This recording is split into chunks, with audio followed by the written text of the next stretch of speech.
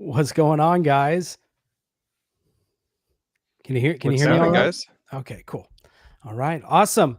Well, everyone, thank you, everyone out there. Thank you for coming over here, and we're really excited about this. And of course, Chris and Steven, thank you. I know we've been talking about this for a bit, and kind of a mix of all of our brainchild. So we're really happy that you guys agreed to come on here with me for this. Yeah, thank you, man. I do want to say, I don't know if you're noticing it. You are like a touch behind. There's like a second delay. I don't know if you're seeing it with us. No, is it like the audio to the Yeah. video delay? Yeah. Okay. Okay. I Still? think it's better now. Okay, cool. All right. Awesome. Well, again, thank you. And then to everyone out there, what we're going to be doing is we want to be very respectful of Adam's time with us. So if you guys have any like questions you want to ask, we're actually going to say that till the end of the video. So, and we'll let you know, of course, at that point. And then you can go ahead and bring your questions in and stuff. But if you guys want to comment, if it's pertinent to the topic we're on, definitely go ahead and throw that in the chat. And like I said, if it's pertinent to what we're talking about, I'll display it. So anyways, without further ado, let's bring on the man, the myth, the legend, Mr. Adam Marcus. Hey guys. What's going on, dude? I'm good. I like that intro is quite something. Yeah. I hope we had to build you up. I hope I live up to any of that. And by the way, just so that you know, listen, I'm here. It's Sunday. I'm happy to hang out with you guys. So don't worry about being respectful of my time. I'm giving it freely to you guys. Oh man, really appreciate it. But all right, 6 hour stream incoming. Let's you open the door now, guys. Literally on the when we recorded the documentary, the director tells this story a lot. He says you can literally see on my interviews, you can see the sun come up and go down during my interviews. You know what's funny you say that? So I was listening to the commentary on Jason Goes to Hell with you and Peter Brack, and you guys were talking about how you recorded the first commentary at that what's it called, Margarita Mix? Margarita Mix, yeah, Dean, Lori, and I, yep. And the whole time I was just thinking, so Steve and I, we host a podcast where we discuss movies based on their audio commentaries. Oh, and wow. I was like, man, how cool would it be to have a place like that to go and record that Well, at? What's awesome is that, I mean, for those who don't know, Margarita Mix was a mixing stage in LA just for commentary tracks. That's literally what they made it for. And the concept behind it was they would serve you margaritas while you were doing the commentary track. Now, here's the thing. I have never had a sip of alcohol in my life. I know you just lost half your audience, but it's true. Oh no.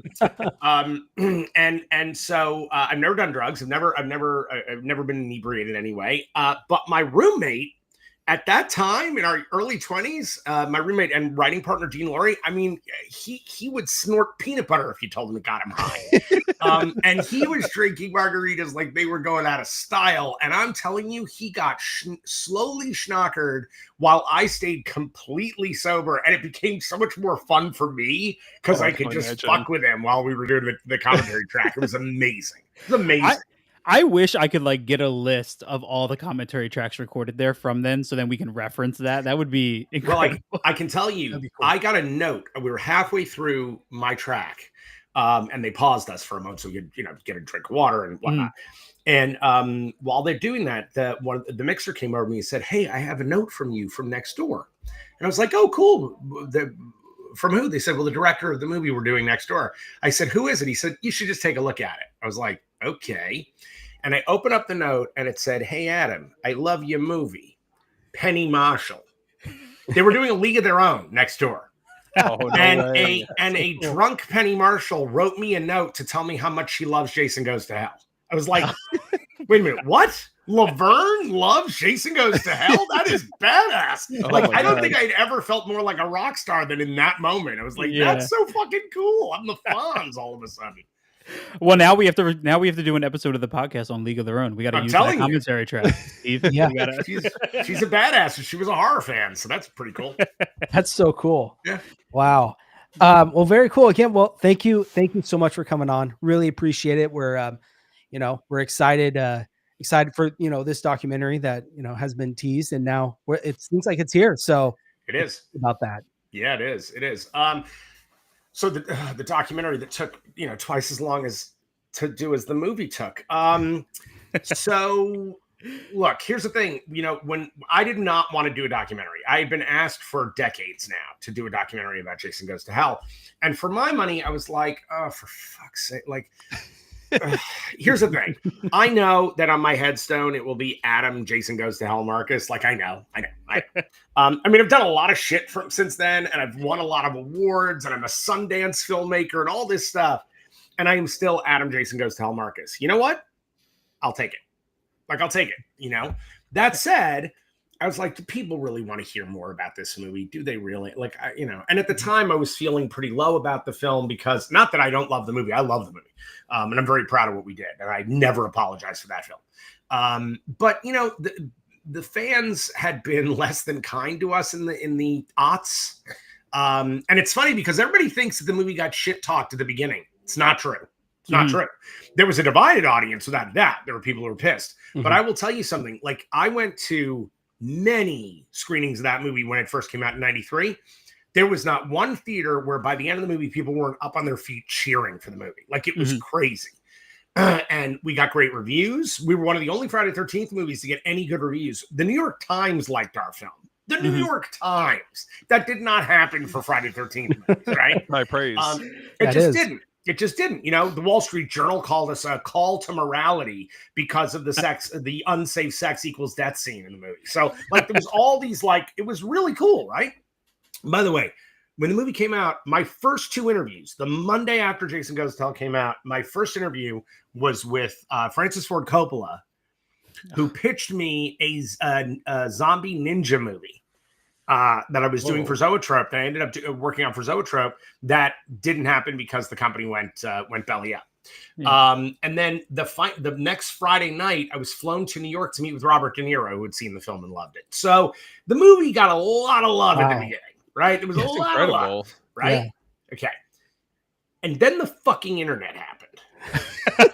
It is the worst thing to ever happen. Yeah. I just want to say the most powerful learning machine ever created, the most incredibly powerful political, knowledge-based, amazing thing, and all the porn you could ever want. And we have turned it into a place for guys who sit in mom's basement to type and be pissed off that somebody else does something that they wish they could do, but they don't do. Right? I mean, let's call it what it is. By the way, a critic who goes to school to become a critic who's a great writer. Roger Ebert, I will tell you this. Do you guys know who David Wayne is? Offhand, no. Okay. He's the director of things like Role Models. He did Wet Hot American Summer. Okay, He's part of The State, the group The State. I went to college with David. We've been friends since. And in fact, two of the guys from The State, Joe Latruglio from Brooklyn Nine-Nine and Tom Lennon from Reno 911, those two guys were the stars of my student film that got me my career. Well, David Wayne was part of this group. David, when he made Wet Hot American Summer, Roger Ebert wrote a review of the movie, right? And it's in his book, I really, really, really hated your movie. Okay? David has it on his wall, framed on his wall. Because what Roger Ebert did was he took the old camp song, Hello Mutta, Hello Fata, and he wrote his review to that piece of music. So he Weird Al Yankovic the review. Okay. And the review is nothing but tearing the movie to pieces and shitting all over the movie. And David is like, that is the most proud thing I have on my wall. Because Roger Ebert took that much time to hate my movie. Yeah. So a great critic, I'm all for, man. Slam me. I'm good. Let's do it. When you got some guys like, this not enough Jason, it fucking sucks. The movie's a piece of shit. Okay. All right. All right, Brady. Yeah. You got anything else to say? Let's talk.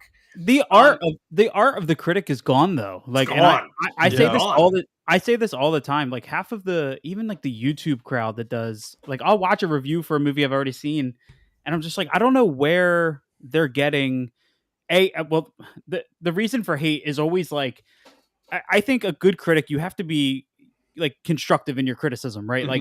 Have justification for what you're doing. People don't have that anymore. They just go, that didn't work. I don't like that, and that's why this movie sucks. They can't say like, oh, this is why I feel that way because of the structure, because of this or whatever. They don't. They're just like, yeah, I hate that. And now it's like all about the clicks. So it's like if movie A is getting 9 great reviews, you have the one person that's like, yeah, this shit sucks because they know they're going to get more clicks. By the way, there are movies that I am not a fan of, right? That there are films that I'm not crazy about, right? A lot, but I will always give the devil their due about what's great about the movie, about what works about the movie, Absolutely. And that's one of those things that I just feel has been lost in this idea of most movies, most films that are made are somewhere between a B and a D. Okay. There's a few A's, like a very tiny, tiny amount of A's, and then only a few real F's. In the middle is where most movies are. By the way, look, the movie Nora. Have any of you guys seen it? Oh, yeah. Yep. Okay. Right. That's a really good movie, right? I mean, that's a really, really good movie. Is it an Academy Award-winning Best Picture? No. But by the way, if you say that, it's like you're denigrating the movie. I'm like, no, that movie is a great B movie. That's a B. That's a solid 85% on the scale, which is an amazing thing to pull off for any movie. That's extraordinary. And I love Sean Baker. I'm a huge Sean Baker fan. But I go like, the film is really good. It's not that good. It's good. And we've lost the idea of in the middle. We've lost this idea of like most things live somewhere in the middle because of clicks. You're 100% right.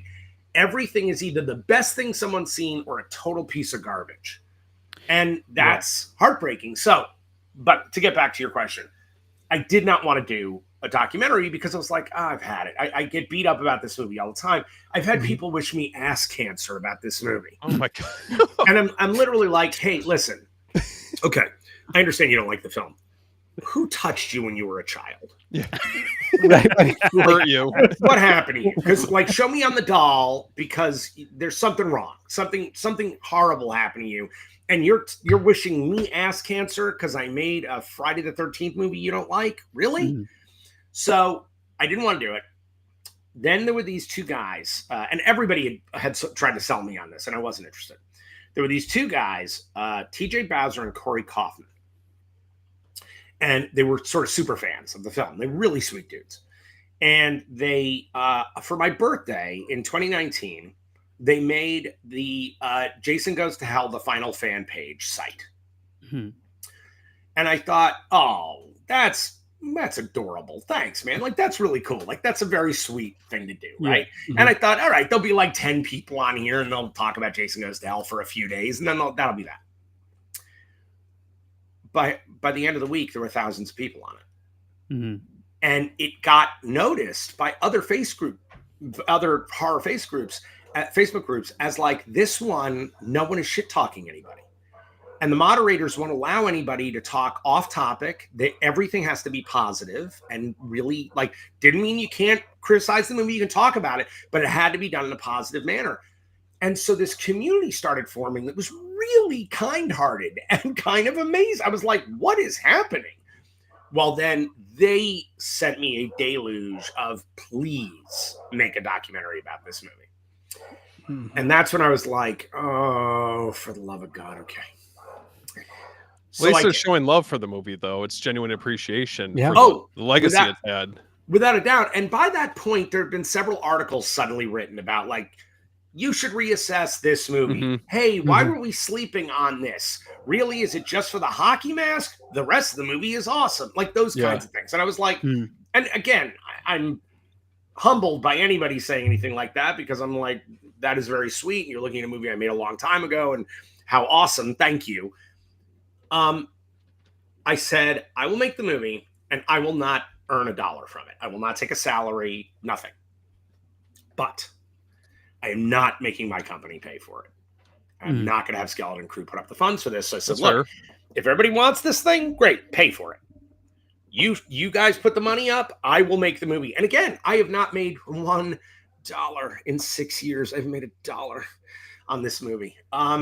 And that's okay. Like, I'm like, that's cool. I'm in for that. That's what I contribute. You contribute cash, I'll contribute myself. Great. We got that thing funded so fast it was stupid. And I was like, damn it, now I gotta go make this thing. And at the time, I had brought on a director who I'd met through Peter Bracke, through my friend Peter, who's an amazing guy. And Peter and I had an interesting past because when he did Crystal Lake Memories, he was writing that really for Sean Cunningham. And Sean Cunningham was like the guy who kind of fed Peter so much information. So he needed Sean because Sean is an important part of that story. Well, the book kind of slanted against me. And it was interesting because Peter came to me when they were doing the Blu-ray set for Shout Factory, for Scream Factory. Okay. And he needed me to, do interviews and stuff. And so he called me. We hadn't talked in a long time. And he called me up. He said, look, Adam, he said, we're doing this thing. I'd love to come and interview you. I'd love to have you part of this package. He said, but I need to apologize for a few things before that happens. And if you don't want to do it, I totally understand. I was like, okay. And he basically said, look, he said, look, I bought Sean's bullshit hook, line, and sinker way back when. Mm-hmm. Yeah, it was bullshit. And I've learned that over the years. And I'm really sorry because I should have heard you more because this guy abused a lot of people. And I was like, oh, thank God somebody's hearing it. That's awesome. Mm-hmm. So Peter was the one who interviewed me for that. And he brought this other guy there to shoot the thing.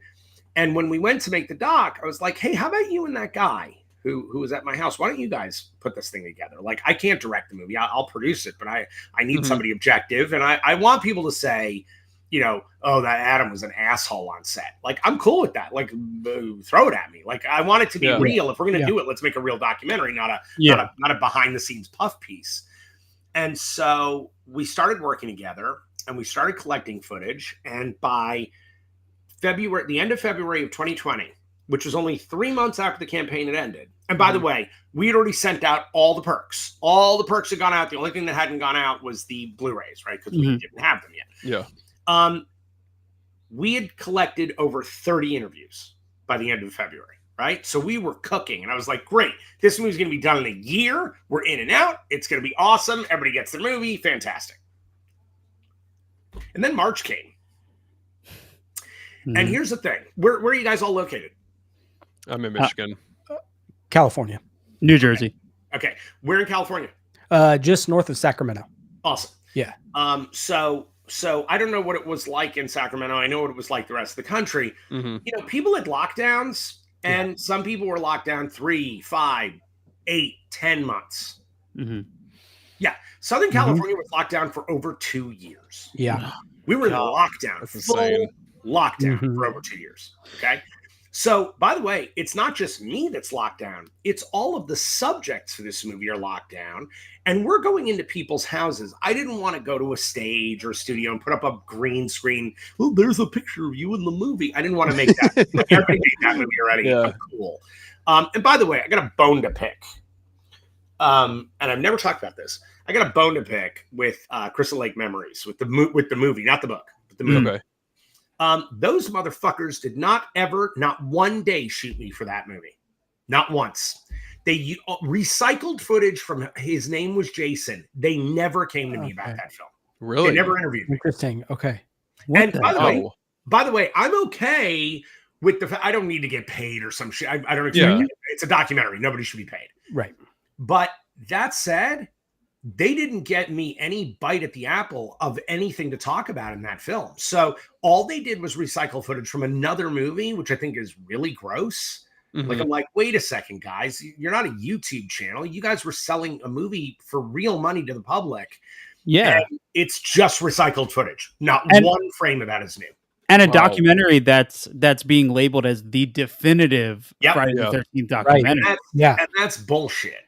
That's bullshit, because I can tell you they spent 20 minutes on Jason Goes to Hell in a 4-hour plus movie. And I go like, guys, for the fact that Sean Cunningham produced the movie, you should have been on that a little longer. There's more to tell there. And they told nothing. They told a superfluous version of it. And that's fine. Like, that's fine. That's fine. Make your movie. I'm okay with all of it, except for you sold it as though it was a new thing. It was not a new thing. It was not a new thing. It was recycled footage. And that pisses me off. It still pisses me off. Yeah. Not cool. And again, like I've never said no to somebody who was going to be making a legit documentary. I've said no to a lot of people in my career, not to somebody who's like, no, I'm doing something that looks legitimate. Here's what we're doing. And it's going to be fair-handed. We're giving all sides. Great. I'll jump in. I'll talk about it. Then at least my voice is being heard, right? Right. Like you guys are doing right now. So look, I'm shooting the movie. We get stuck. I go to shoot more interviews, but we're going into people's homes and they don't want anybody in their house. Like it was crazy out here, guys. I mean, it was years of just nobody having any communication with each other. It was crazy. So once that ended, we resumed some shooting, and I pretty quickly realized that the guy we had hired as director was just the wrong guy. He just didn't have a vision for the movie. He didn't have a vision for what I kept saying, like, yeah, but what's the movie about? I see all this footage we're collecting, but you got to tell a story. What's the story you're telling? And please don't tell me the making of this movie. That's boring.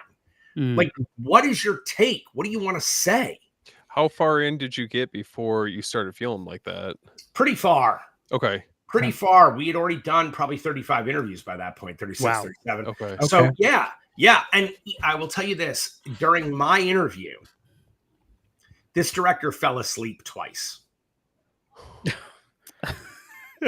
My goodness. At one point, he said he had a headache and he went and laid down on my couch and fell asleep while I was being interviewed. And he snored during the interview and we caught it on tape. I was like, yeah, I think at that point you kind of know. Yeah, I was like, this is not working. Oh my God. Yeah. It was really something. So we parted ways and all was good. You know, it's creative differences. Cool. Good to go. And I have nothing negative to say. Go do your thing. It's okay. At that point, I turned to Peter Bracchi and say, hey, dude, listen, I need a director. Like I need somebody great. There were 5 amazing documentarians that wanted to do the movie. So I was like, great, let's set up meetings. He says, yeah. He says, but here's the thing. There's one guy that you got to meet first. There's one guy. I was like, okay, cool. Who? He says, this guy, Michael Felsher. I think you're going to freaking love him. I was like, I know his work. He's terrific. I said, okay, yeah, I'm happy to, let's meet him. So we get on Zoom. He's in Detroit.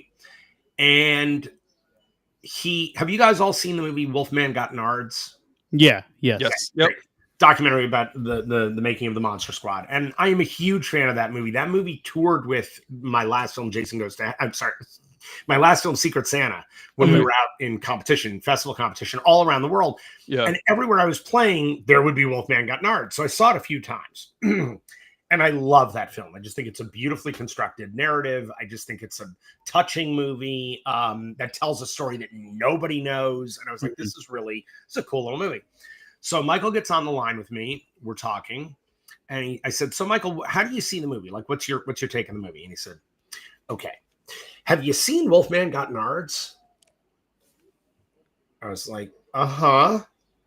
And he starts saying, yeah, that I want it to be like that. And here's what I mean. And he starts laying out the movie he wants to make. My producing partner, Ali Rivera Quinones, and I truly, like, tears start welling in our eyes because we had been lost in the woods for 3 years with someone who just didn't know what he wanted to make. And suddenly we've got someone who's not just telling what he wants to make, but a movie that we're like, oh, we want to make I want to see this movie. Like, you're giving me the movie that we should be making. I immediately hired him. I'm like, Michael, you're the guy. It's done. I don't need to meet with the 4 other guys. I'm thrilled. All good.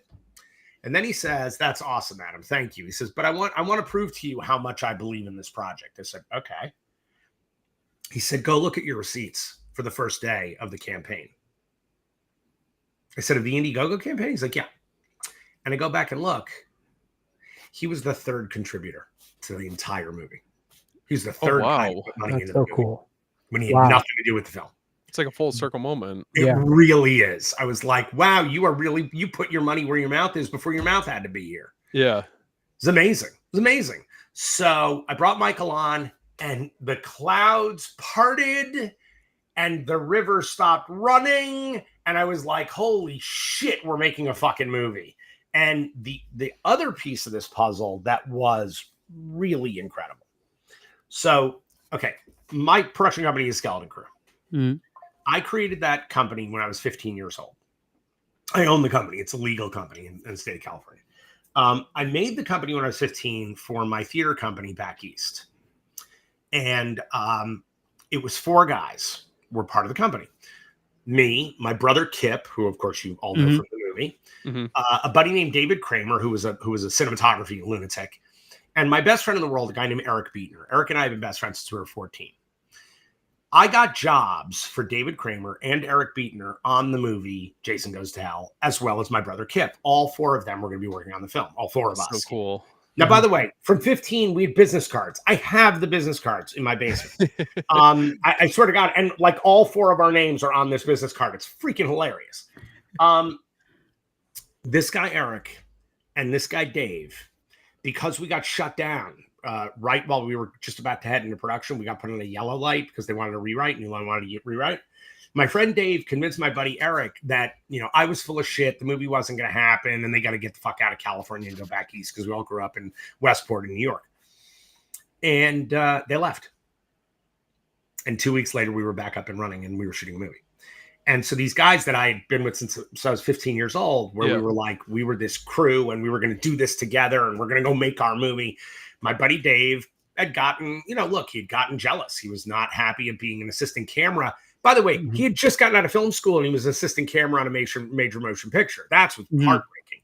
My buddy Eric was basically told that I was lying and that there would be no money, and he had no money, and he had graduated 2 weeks before he got to LA to shoot this movie. So he was freaking out, just like, I can't eat, right? So they leave. By the way, for my brother Eric to have a role in this movie was second assistant editor. I took money out of my salary to make that position available. Oh, wow! So, which he never knew. He never knew. He still doesn't know it unless he's watching this today. He doesn't. Well, here's the crazy thing. We saw each other a few times back east in Connecticut over the years. And at one point he was working for J. Crew and, folding shirts, in Westport. And I was like, dude, what did you do? Anyway, what I didn't know was that he left that behind, and he wanted to be an editor. That was his love. So I'm out here. This is about 15 years ago. I'm at a party in Hermosa Beach, and I live in El Segundo, so a few towns down in the South Bay in LA.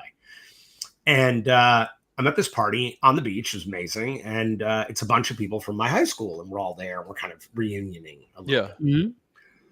And there's my friend Eric with his wife. And I'm like, and his little girls. And I'm like, oh my God, dude, what the hell? You're in LA? He's like, yeah, I've been here for like 10 years. I'm like, holy shit. I said, what are you doing? He says, I've been cutting Fear Factor for the last, I was like, really? He's like, yeah, I've cut every episode. I'm like, holy shit, man, that's amazing. Yeah. I said, well, where are you living? What's that? He says, oh, this tiny little beach town up the road. I was like, what beach town? Oh, it's little El Segundo. I was like, you're fucking with me. He's like, no. He says, I've been there for the last 6 years. I'm like, dude, I live in El Segundo. I'm like, where do you live? He tells me. I'm like, dude, we're less than a mile apart. That's insane. We're living less than a mile apart.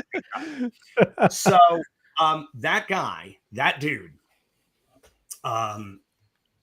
basically came to me with this incredible apology about what had happened. This is years later after we had seen each other.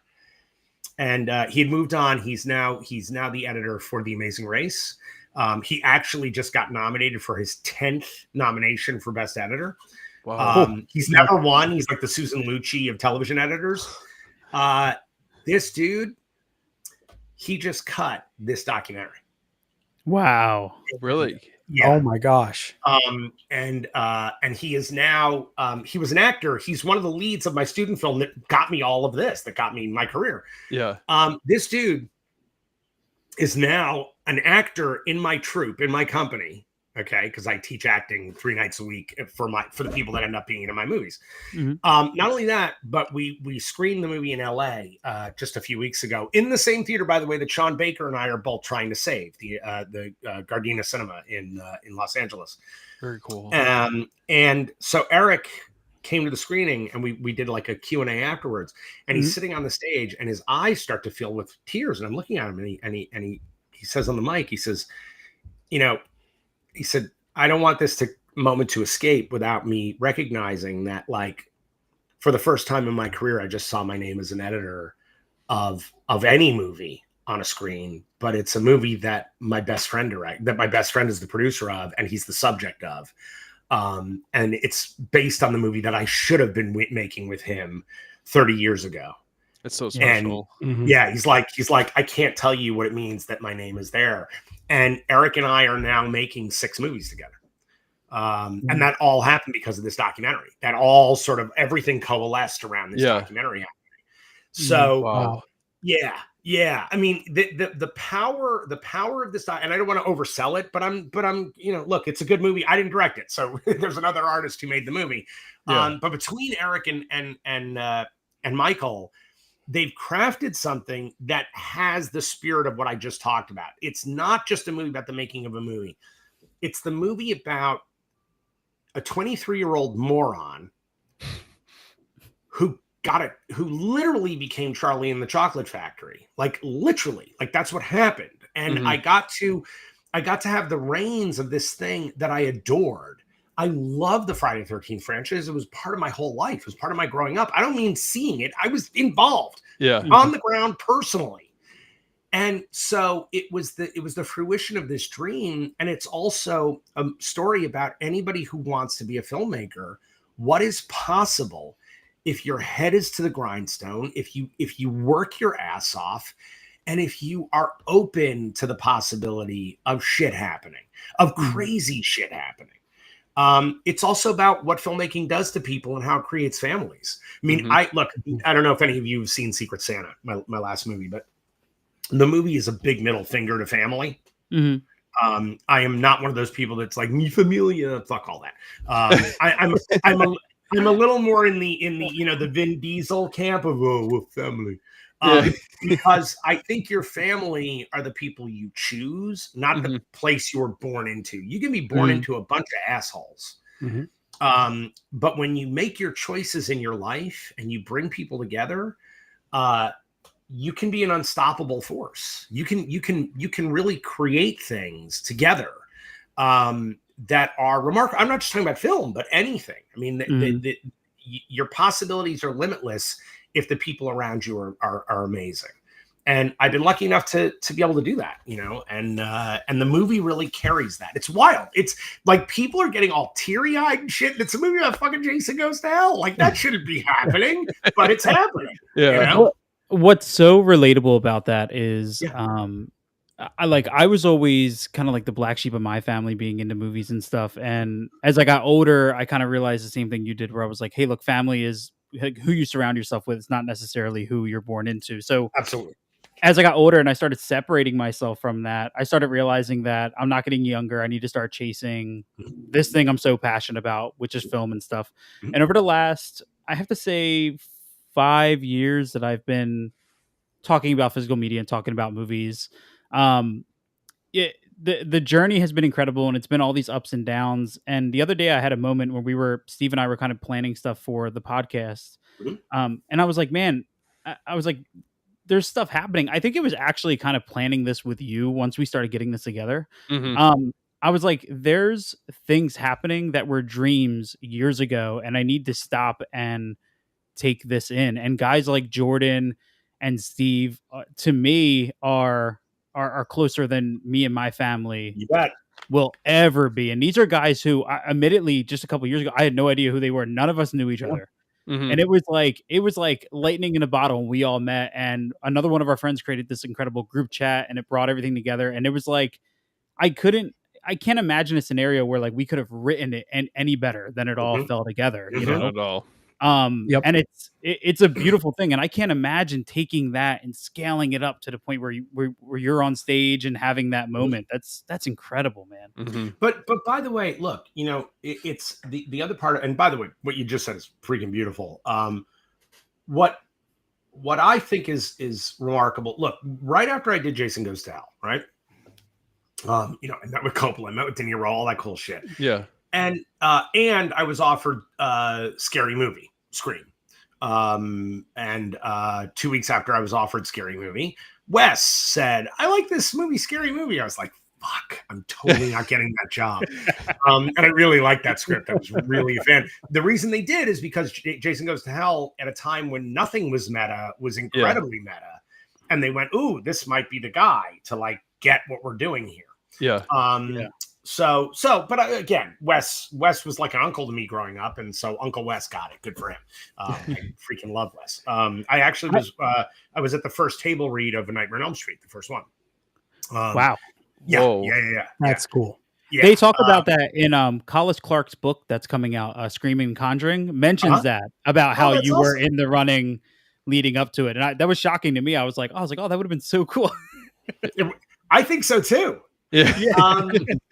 But by the way, look, Wes is just the casting of Drew Barrymore alone, and that was completely Wes's idea. You just got no. The right guy directed that movie, please. That in and of itself, you just go, okay, you're a fucking genius. You killed off the biggest name in your film in 5 minutes. Not worthy. Yeah. That said, I was offered nothing but movies that had numbers at the end. Right. So, Amityville 97, Pumpkinhead 2, Leprechaun Back 2, The Hood. It was a lot. I've been offered 3 Leprechaun movies in my career. I feel so good that I've turned all of them down. And by the way, I wrote a movie in the Cabin Fever franchise. Like, I'm not saying that I won't go low. I'll go.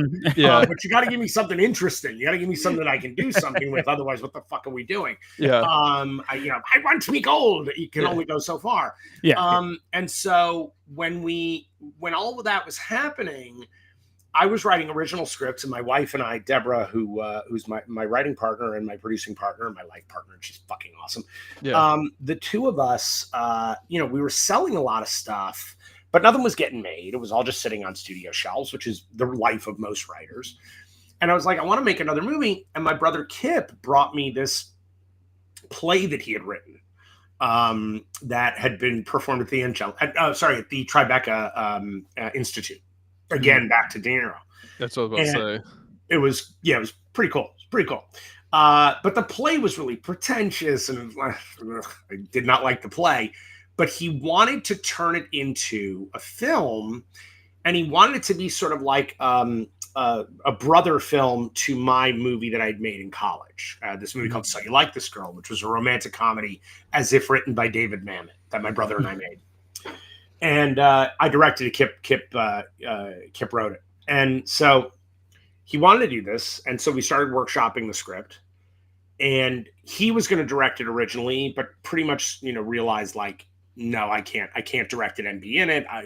Would you be interested in directing it? And I was like, fuck yeah, I think it's a cool movie. And so I went from having all this studio success and all this stuff because I'd already made Johnny Zombie, My Boyfriend's Back for Disney, which was the first film I produced. At 21, I sold that one. And then at 22, I started working on Jason Goes to Hell. Mm-hmm. And so I'd all that studio stuff. And I was like, you know what? I'm going to go back to New York and shoot this little indie. Like, I'm going to do this for nothing. Like, let's just go make a movie. And again, it started my long journey of directing for no money. And we made this film for $200,000. And this is on 35 millimeter, guys. There's no digital. Didn't exist. To make a movie for $200,000 on 35 millimeter is insane. It's an insane thing. And and by the way, it was a SAG movie, completely union. It's one of the first films of Stephen Colbert.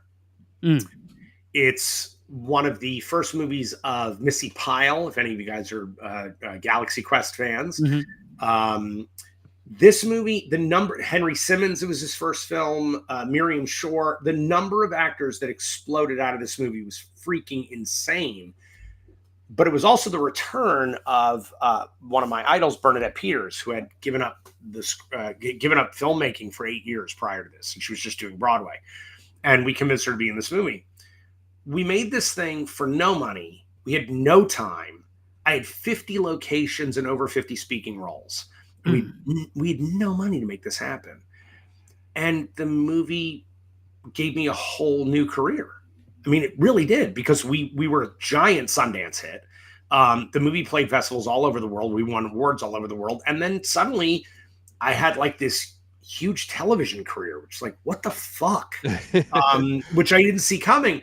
But here's the thing. I kept coming back to horror over and over again because it kept drawing me, because it's my favorite and I love it. And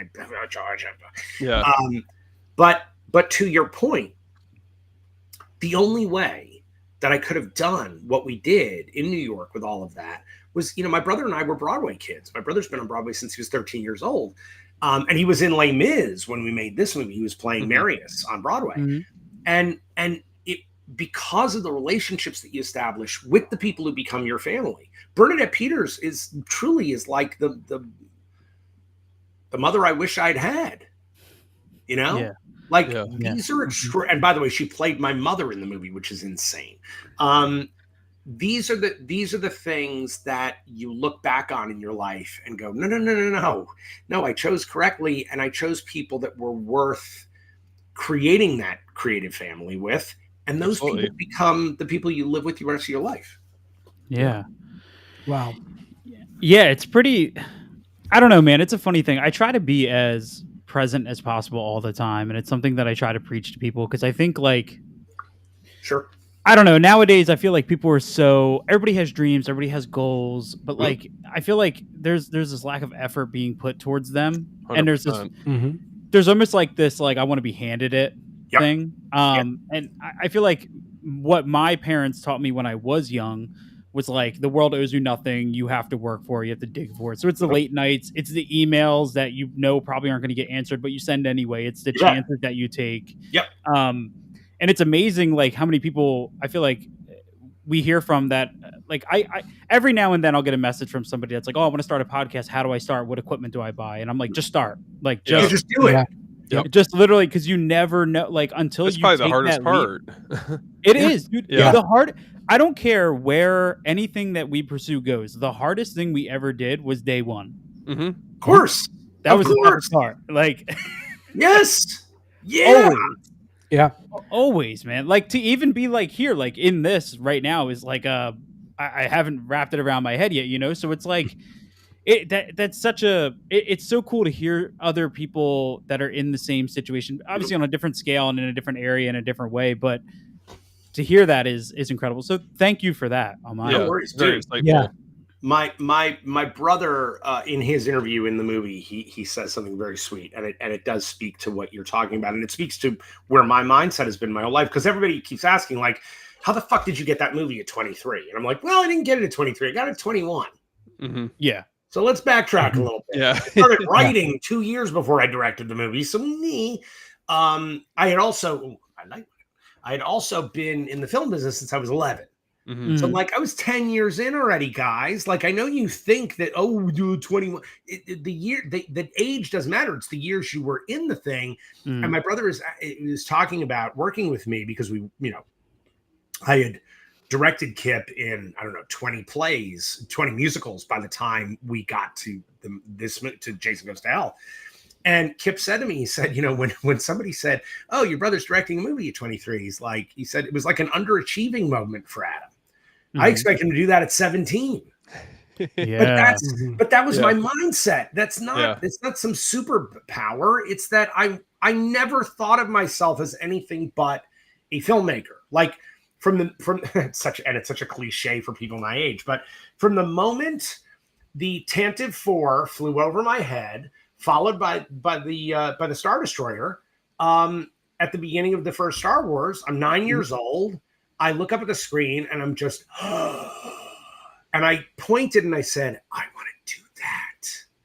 And my dad, who's sitting next to me, thought I wanted to be an astronaut. And I was like, no, I want to make close. I want to make that. Yeah. And from that moment, from 9 years old, I have never changed my trajectory. People who know me from the time, and look, it's really weird. Like people have these like ridiculous like amount of friends on Facebook or on Instagram or friends. Yeah. And it's funny because when you look at my friends list, I'm actually friends with most of the thousands of people that I'm friends with. I'm actually friends. Mm-hmm. And buddies of mine who were in third grade with me when Star Wars came out, they literally will be like, I knew when we were 9 years old you were going to do this. I was like, yeah. Wow. Because there was no other game plan. This was it. You manifested it. The what? You manifested it, even from an early age. Yes. But here's the thing. Wait. Yes. But wanting it, thinking it, dreaming it is the first part. Mm-hmm. The other part is going, okay, so I got to have a waitering job from 11 o'clock at night till 7 in the morning across from a nightclub in New York so that I have enough money to survive and pay to make movies and do the things. And oh, by the way, I'm going to school and I have a job that's a day job at a film studio as well while I'm doing all of this. Mm-hmm. Nobody sees that. It's all the hard work that's in the background. Everyone thinks it's just like these opportunities just fall into your lap, but that's obviously not the case at all. And the other quote, the other quote I always like is there is no option, or they say if you create an option B, it's because you expect option A to fail. If there's no other way, if you don't create a backup plan, you have no choice but to succeed. Yeah. And look, I tell everybody that I work with, especially my actors, I'm always like, look, you have to have a day job. Like, don't be a Pollyanna about that bullshit. Get a day job. Get a good day job. Yeah. Get a day job you like. Because when you walk into a room, you wear that job on you like a coat. And if you fucking hate your job, no one's going to want to talk to you. You bring in that misery with you. I say, but don't get a day job you love. Don't do that. Yeah. Because that will become your life. Yeah. Yeah. Wow. It's so, I mean, that's what's crazy is, and I have to tell you, as horror fans, and this, we all came up in the video store days, going to Blockbuster. Oh yeah. Yep. Oh, what's amazing? Yeah, the better days. Yeah, better days. What's amazing thinking about this moment now is I never wanted to be a filmmaker. I was always like a bit of a cinematography nerd. Sure. I always wanted to just talk about movies. So I was addicted to bonus features. And I remember going to Blockbuster. I remember renting Jason Goes to Hell. I actually remember, now that I think about it, I remember watching original interviews with you on original bonus features and stuff, you know what I mean? And it's funny because those moments flood back in times like these where we're all standing in the middle of the video aisle and we have it in our hands, and you remember the art, you remember I remember we used to walk across the street to Hollywood Video. Yeah, dude. We used to walk across the street to Hollywood Video and make up lies that my dad this is so fucked up. We used to lie that my dad was disabled, so he couldn't get across the street, so they would let us rent the R-rated movies. You do what they have to do. That's just ingenuity. Yeah, we were like, yeah, my dad said it's good. My dad's in a wheelchair. He can't. And we did that, and they knew because we made up 40 different stories as to why my dad couldn't be there to rent an R-rated movie. But we did that with Jason Goes to Hell. We did that. Dude, I would have gone so far as to have a buddy of mine punch me in the face so I could just walk into a store and go like, my dad's a drunk and he hit me. That works too. Yeah. Nothing's too fucked up enough to not get a copy of Evil Dead 2. Come on. Yeah. Come on. What I want to ask real quick, did you ever have that introspective moment when you were sitting there, doing anything but Hearts of Darkness, where you were like, holy shit, it's all come so far and now we're here? Or did it all just kind of breeze by with the pandemic and the switching? No. There was definitely a moment. So we were shooting all these interviews and they're all kind of talking head interviews. Yeah. And the subjects are amazing. So you are transported by what they're talking about. But I was like, fuck, we're in trouble. I can't just animate, still frames from Jason Goes to Hell to make that interesting enough to keep this visually interesting for the audience. But, when we made the movie, Sean Cunningham and New Line, but Sean mostly, was such a cheap bastard that he didn't get a behind the scenes crew at any point. There was nobody shooting what we were shooting. So there was no record of it. And I'm like, fuck, I've got no behind the scenes on this movie. And I was talking to Bob Kurtzman, who's one of my closest friends since we made that movie. And he's done almost every single movie I've made with me. And again, you guys probably haven't seen Secret Santa, see Secret Santa. It's the movie I'm the most proud of all of the work that I've done, hands down. And so Bob and I are talking, and I was telling him, like, I'm in trouble. Like, I need some behind the scenes photos. I need something. And he said, we were shooting stuff. I said, what? Yeah. We got like a couple hours of stuff. I'm like, what do you mean stuff? He's like, oh, we shot what happened. I'm like, give me that footage. Let me see the footage. So he says it's hours. I was like, oh my God. He gave the footage to me for $1. He sold it to me for $1. It's in the movie. Yeah. But it's the first time I'd ever seen myself directing. Wow. Oh, man. And I made a lot of movies, and I was like, what the fuck? And I'm watching a 23-year-old me. Man, yeah, that was a moment. That was a moment of like, I got it. I suddenly understood what happened to me. Like, I understood why I got that job. I got it because I am standing there, and I am leading that set. I am the captain of that team. And I watch myself doing it, and I'm doing it in a really, like, in a positive way, in a cheerleading way. I am all energy. By the way, I still am to this day. Yeah. And it's interesting because that's kind of, from what I understand from everybody we've talked to, it's infectious, and it really did make people want to work harder and do stuff. My effects guy, Tom Bellissimo, on that movie, that guy, we didn't have enough money for Tom Bellissimo. Tom Bellissimo was one of the best in the whole industry. And we got him in as a favor, and he had so much fun working with me that I kept coming up with bullshit. And he kept going, yeah, we could do it.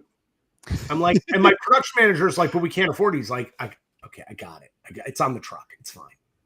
And he didn't charge us for any of it. Wow. K&D, the effects guys, that movie was made for less than almost all the Paramount movies were made for. We had $2.5 million to make that movie. We had nothing for that film, for that level of film. I had an effect and a stunt on every single day of the shoot. There was not one day off from that stuff. To pull that off on $2.5 million on a 37-day schedule is insane. It's insane, the size of that movie. That I was working with a incredible producer, woman named Vanessa Koifman, who used to run RKO Pictures, and she was bringing me. We were talking about a film that I wanted to make. It's a remake of I Walk with a Zombie. Nice. By the way, speaking of being a nerd for cinematographers, Dean Cundy was going to shoot the movie for me. Oh, wow. Dean and I got along like a house on fire. I was like, the problem is RKO never makes anything. That's the problem. They set things up. It's still sitting there. It's still sitting on a shelf. But this incredible woman, Vanessa Koifman, was talking to me, and she said, look, Adam, I'm really sorry, but I hate to tell you this, but I think we're only going to have like $5 million to make the movie. And I went, okay. Expecting me to be upset. She's like, well, I mean, come on, you've made much bigger movies. I said, and at this point I had not. And I said, no, I haven't. And she was like, oh, come on, Adam, you made Jason Goes to Hell. Come on. I know. I said, Vanessa, I didn't have more money than that. She says, how much you had? I said, $2.5 million. She goes, you're a fucking liar. Like, to impress me. She said, what'd you have? Like 20 million on that movie? I was like, Vanessa, are you insane? And she starts typing. I can hear her. We're on the phone, and she starts typing. I'm like, you're looking up Studio Tracker, aren't you, to see if I'm bullshitting you? She's like, you're damn right I am. And then she went, and I went, Yep. She's like, how the fuck did you do that? I said, yeah, I know. And she goes, wait, I got a bigger question. I was like, okay. She said, how are you not running Hollywood? I was like, yeah, We both ask that a lot. Still trying to answer that question. I said because there's this fucking asshat who went on YouTube and made a video how New Line Cinema destroyed the Friday the 13th franchise. That was it, man. That was the fucking atomic bomb in my career. Fucking douche. Oh my God. What a douche. Wow. It's amazing what one man and a camera can do for everything. You know what I mean? By the way, hold on to that end. Hold on. I'm gonna do something that I don't do. But it's really, really important. So someone sent this to me the other day, and I'm gonna advertise this young woman because I still can't believe it. There's a YouTube channel called Tara's Never Seen. Tara's Never Seen. Okay. And the name of the video is Jason Goes to HE Double Hockey Sticks is my new favorite. It is a video of her watching the movie and commenting as she's watching it. And I think her husband or boyfriend is in the background watching it too. And like laughing his ass off. It is the most joyful thing. This literally just happened a couple days ago. It is the most joyful thing I've ever seen regarding Jason Goes to Hell, because it is someone who never saw the movie. She's seen she's just watched all the Friday 13th movies in a row, right? This woman's reaction to this film, I'm telling you, like, I've seen Jason Goes to Hell too many. I don't ever need to see that movie again. Watching it with her, I'm like, oh, this is a whole new fucking movie. I mean, it is so funny. Wow. I'm telling you, I was crying with laughter. It's so funny. So I recommend it. Anybody who's watching, check that out, because and again, she's got a tiny little YouTube channel. I'm like, I'm going to give that as much love as I can possibly give. Oh yeah, that's awesome. It's a new level of appreciation. Yeah, we need to share that in the chat, because I found the video. You did? Okay. Dude, share it, because it's so fucking good. It's so good. And by the way, the reason I bring it up is because, yes, all of this stuff can be used for good. You know how many times I'm watching stuff on social media and I have a list. I literally have a list on my phone, movies I need to see this year. And it's just from people recommending and talking about films. I mean, that's what it should be about. Like, guys, I don't give a fuck what you think about the latest Superman. I don't care. Stop. Like, oh, really? The Snyder fanboys are gonna fucking hate on it? Oh, okay. It's like, what a waste of everybody's fucking time, you know? By the way, I really love the movie too. I loved Superman. I thought it was fucking great. And by the way, if somebody doesn't like it, cool. It didn't work for you. That's great. Yeah, but it's this need to like give this fucking hate. Well, I think it's easier for people to critique and hate. It's always like their criticisms are always very surface level, you know, kind of going off what Chris 100%. Was saying earlier, you know, 100%. I feel that way every time I post a positive review about a Jess Franco film. I'm like, please just watch it. Yes. Yes. People are like, what the fuck are you watching? I'm like, just watch. Just look, don't criticize any of it, man. I'm like, just watch it. Come on. I couldn't agree more. I could not agree more, guys. I really couldn't. I'm so tired of there's a negativism that I think is so ugly. It's just ugly. It just doesn't help anybody, you know? Yeah. I feel like we have been like Steve Jordan, I feel like we have like a giant affirmation overhead of like what we do now. That's like, okay, we're doing good. You know what I mean? Like we're doing the right. I feel like the light has now shined and we've gotten like our thumbs up and you're like, okay, cool. We can go. Party. You see pointing at I will also tell you guys, by the way, you are the first podcast I've been on where, and by the way, that is saying something. Holy fuck. That all of your backgrounds are the same. Like, I love that each one of you it has a wall of nothing but of physical media behind you. I fucking love that. Oh man, that means a lot. That's awesome. There's 17,000 movies in this house. Oh my god. Wow. There's 2,200 back here. But I put my money where my mouth is, man. Yeah. I buy people's movies. I'm like, you tell me a movie to watch. I'm not gonna be like, okay, can I see it for free on Tubi? No, man. I'm gonna go. Yeah, but I literally just did that. I literally just, as you were talking to us, you were talking about Secret Santa, and the first thing I did was go on Blu-ray.com and try to see where. I was like, where is? I don't know where it's streaming. I know I can find a German Blu-ray. It's actually streaming a lot because Screenbox picked it up. The Bloody Disgusting guys have been awesome.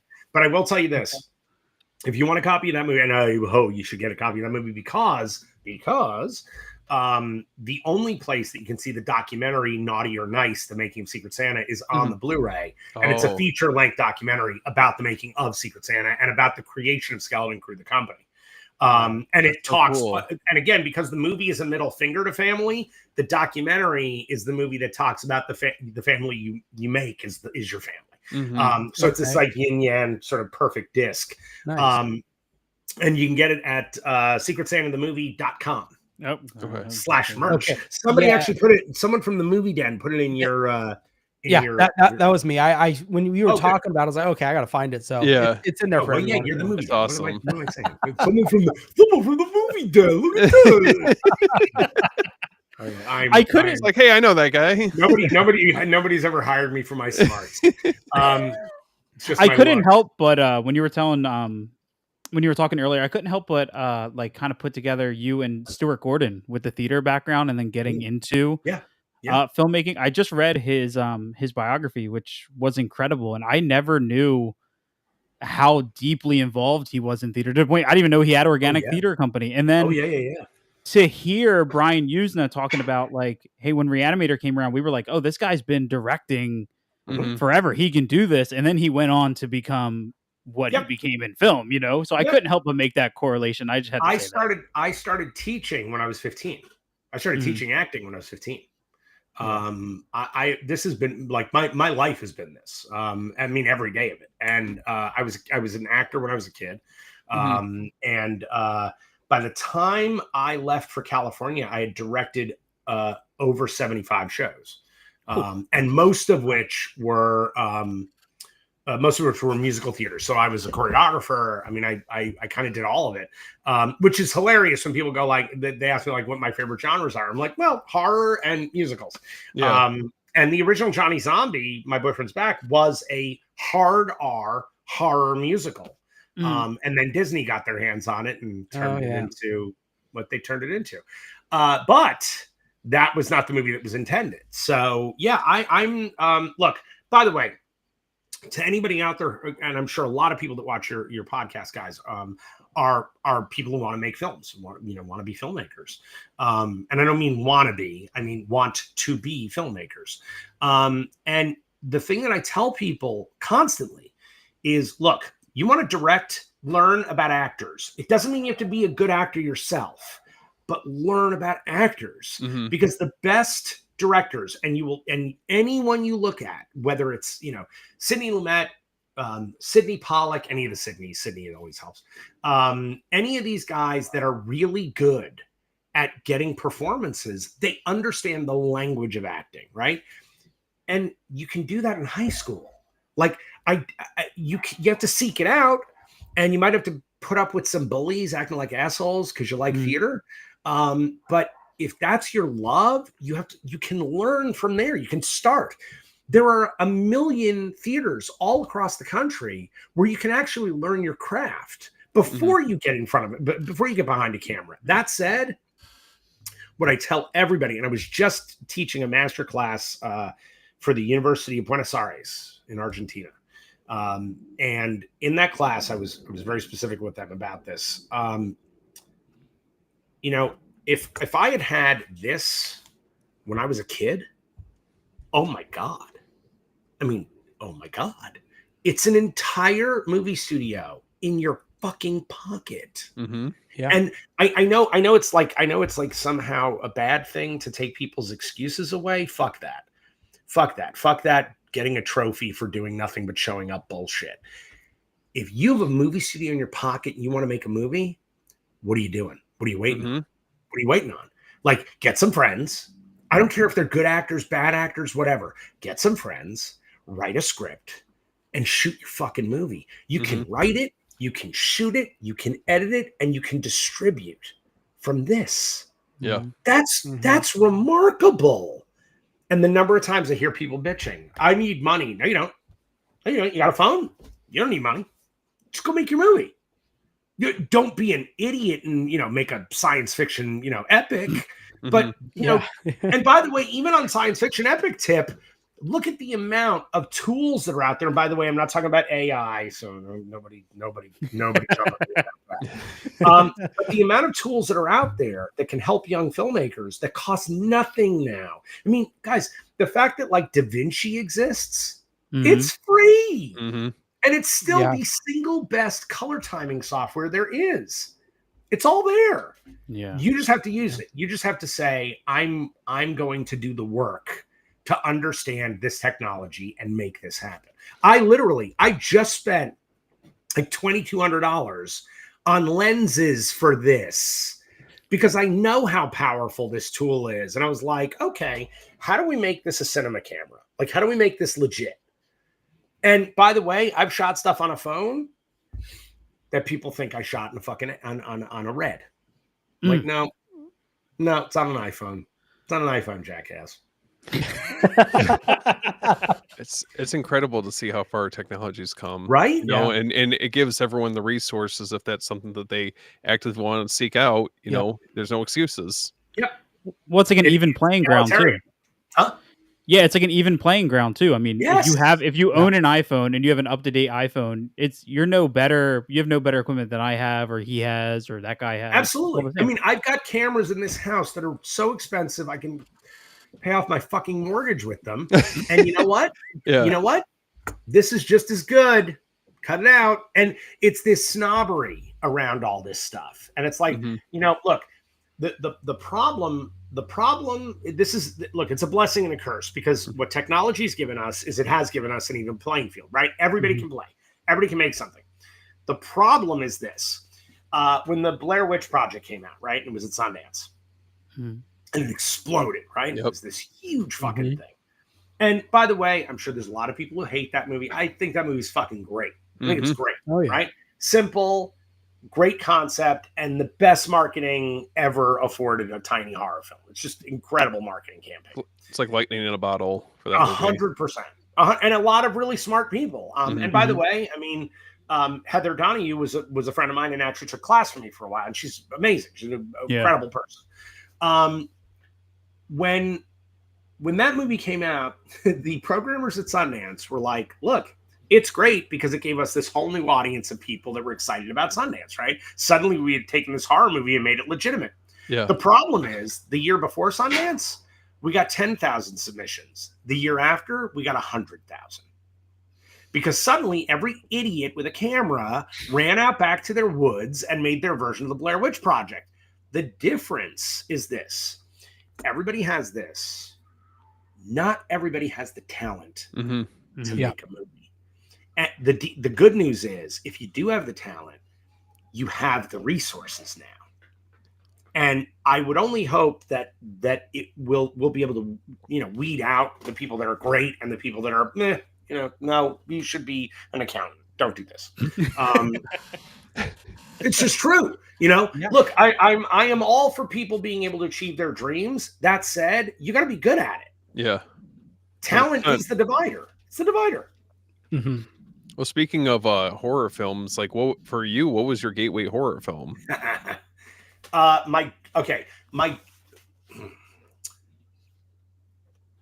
was a horror nut from the time I saw the original The Fly on television. Okay. Really? Okay. I love that movie.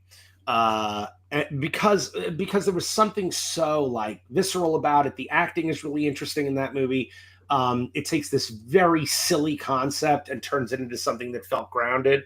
I just think that's a cool movie. But while I was, feasting on it, look, I saw Rosemary's Baby in a hotel room in Washington, D.C. when I was 6 years old. My parents left my brother and I. This is insane. This is how different the world is. Yeah. My parents left my brother and I at in a motel room in Washington, D.C. while they went out and had dinner. And no one was there to watch us. We were literally left alone in a motel room. Two idiots. And a television. And the only thing that we found was Rosemary's Baby.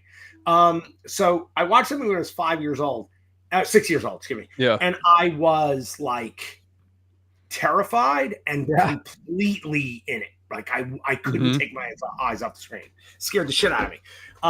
And the original Nosferatu and Metropolis were on PBS. And my father had fallen asleep. My dad lived in New York. My mom lived in Connecticut. And we'd fallen asleep. He had this futon bed in his loft. He had one of those lofts that you could ride a bicycle in. It was so huge, like a real industrial loft, Lower East Side. And he had this, we had one big mattress. Me and my brother Kip slept on either side of my dad. And they had fallen asleep with the television on. And we were watching something on PBS, a documentary or something. And I was like 7 or 8. And I sat and watched the original Metropolis followed by Nosferatu. I mean, scarred for life, but double feature. Right. But amazing. Yeah. And by the way, funny enough, Metropolis scared me more than Nosferatu.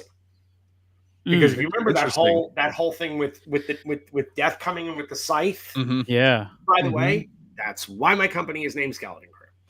Is that image. Interesting. Okay. But my gateway. If you're going to tell me like the one that I said, I want to make this, I want to make horror movies, hands down, Dawn of the Dead. Hands down. Oh, yeah. Oh, yeah. Back then, back when in the very early 80s, the late 70s, early 80s, VHS, there was no home market for VHS. It was only for rental houses. So they would charge like $80 to $150 for a tape. And the only places that could afford it were rental houses, right? People didn't buy those. You didn't buy movies. You rented them at best. I heard that Dawn of the Dead was coming out on tape. I took a train into New York City. Specifically, I wasn't even seeing my dad that week. I took a train in. I was maybe 12 I was maybe 13. The video was coming out. I went to New York on the train and went to 47th Street Photo because they had a copy of it in the window for $79.99. And I had saved money for weeks, and I bought that fucking tape. I had a job, so I was able to do it. But I bought that tape. By the way, I just got rid of all my VHS. Like it was too many thousands of boxes of fuck. It was like, it's gotta go. I just didn't have the room for it anymore. Man, Steve would have bought that from you in a heartbeat. Oh man, Steve would have. Bad timing. It's the one tape I saved. Oh, that's so cool. That's awesome. I kept that tape. I'm like, no, this one, and it still plays. I've never played it out. It still plays. Dude, that movie, I don't know why, man. It struck a chord in me that meant so much. And George was incredible. Like George, he's an amazing man. I luckily got to meet him. Michael Felsher, our director, was actually George's personal documentarian for the last 15 years of his life. Yeah. And that film, there's something so claustrophobic, but also there's like this kind of child fantasy about like living in a mall and it's all yours and all you have to do is block out the Evil Dead. It's like, it's fucking cool. I will also say that the Evil Dead, that's Sam Raimi's Evil Dead. We couldn't see it in theaters when it first came out. We were, it was because movies like that only played like bad neighborhoods, right? They wouldn't play in nice places. So a buddy of mine in the city of Manhattan had gotten a bootleg VHS of it. This was a big deal back then. Like that was, you felt like you had like a dangerous thing. And he gave it to me and I brought it back to Connecticut. And me and my buddy Eric Beatner, who I talked about earlier, the editor, and a bunch of our friends, Dan Lowenstein, and some really amazing guys, we all got together and watched it in Dan's basement. And I remember thinking, one, there is pure evil on this tape, and I love it. Two, this is how you do it. Like, this is how you can make movies. Because like these guys, they look like they had a bologna sandwich and a ball of twine, and they made the movie. They didn't have much more than that. So it's such a raw movie, especially just it's visceral. It's like unfiltered. I don't know. There's just something, especially with the first one. It's just so special. It's in a lot of ways. Yeah. Oh, it is. It's meant for like drive-in theaters. I feel like you watch it and you wonder. It almost gives you the feeling of, should I be watching this? Should this be here? I mean, I gotta say, I'm actually shocked that the remake, which I'm not a fan of, I like Fede. I think he's talented, but I'm not crazy about that remake because they missed something really important, and it is a difference between horror movies now and horror movies then. Horror movies in the 80s and 90s almost always started with, hey, we're gonna have a party and it's gonna be fucking fun, and we're gonna have sex and do drugs and then a horrible evil stops the party. And in order for people to be able to be happy again, they have to destroy the evil. Otherwise, they're never going to be happy again. They're just going to be dead. When you watch the remake, it signals what's going to happen in all horror, which is, I'm so sad. I'm on drugs. My mother killed herself. My sister killed herself. And when she did, she also killed my parents. And I'm going to go to Sweden and take drugs, but I'm going to be in a really bad relationship. And I'm going to watch people jump off shit and die. And I'm like, oh my God. I know what you're talking about. By the way, I'm being funny only using that as an example. Yeah. It is nothing but a stream of sadness. Like, I'm like, wait, when did horror movies stop being fun? By the way, you give me a Babadook any day of the week. You give me a Hereditary any day of the week. There's stuff out there that starts really dark and just goes darker. Great. I'm good with that. Yeah. Once in a while. Yeah. But we missed the party thing. That said, I will say I was shocked that they kept the tree rape in the remake. I was shocked. I never thought that would stay, because that tree rape I'm sorry, I'm using the R word and I'm not supposed to. That tree essay. It's like saying the word is somehow going to conjure the thing. Like, what is that? No, aren't we supposed to be able to talk about horrible things so they don't happen? Yeah. Like, I'm not like, yay. It's like, no, this is awful. That tree scene in the original Evil Dead is so violent and terrifying, and unlike anything anyone had done up till there. Literally no one had done something like that. It was so horrifying. And by the way, I know almost the entire cast of the original Evil Dead. None of them have scars over it. They're fine. They're all good. Everybody's good. They're good. They're very productive, amazing women, and they're extraordinary. There is something about, I love when horror is allowed to show us the unshowable, to say the unsayable. I think that's the most important thing that horror does. I think, look, let's be honest. Night of the Living Dead, which is probably one of the most seminal horror films ever created, and is definitely a inflection point for how our genre would go. Yeah. That movie is about Vietnam. That movie is about the civil rights movement. You don't know that, but you get it. Like, you're getting the information, whether you know it or not, because George put a giant scoop of ice cream on the broccoli. So you don't know you're getting your broccoli. You know? I mean, I'm sorry. Dawn of the Dead is about consumerism in America run amok. And he was right. Yeah. It's more relevant now than ever. It sure is. Yeah. Dude, and we talk about this all the time. I always joke how I have a Last House on the Left poster in front of me right now, like hanging up. And sometimes people are like, oh, how can you hang that up? I'm like, Last House on the Left, I Spit on Your Grave, Cannibal Holocaust. I'm like, these are movies that genuinely impacted me in a way. Because, I mean, horror was never a genre, I don't think, it was never a fit in genre. It's recently become a genre that's much more like, now it's cool. Now it's hip. Now people are allowed to do it. Yeah. But it's funny because when you mentioned the Babadook, I'm not a fan of that movie. Totally. And I don't know how, but I remember Jennifer Kent teasing her second movie, The Nightingale. And I was like, okay, I'm very excited for this. It's not going to be the Babadook. There's not going to be an annoying kid running around. Yeah. And she has zero sense of levity, because The Nightingale from frame one is the darkest thing I have ever seen. Unrelenting. It's probably the most upsetting movie ever shot. Oh my God, dude. I'm watching it, like, sinking in my seat, and then the baby gets slammed against the wall, and I'm like, we're 10 minutes into this movie. Literally, Lars Van Trier is like, lighten up, Jennifer. Yeah. Yeah. I mean, it is that movie is so fucking dark. Holy shit. But by the way, here's what I love.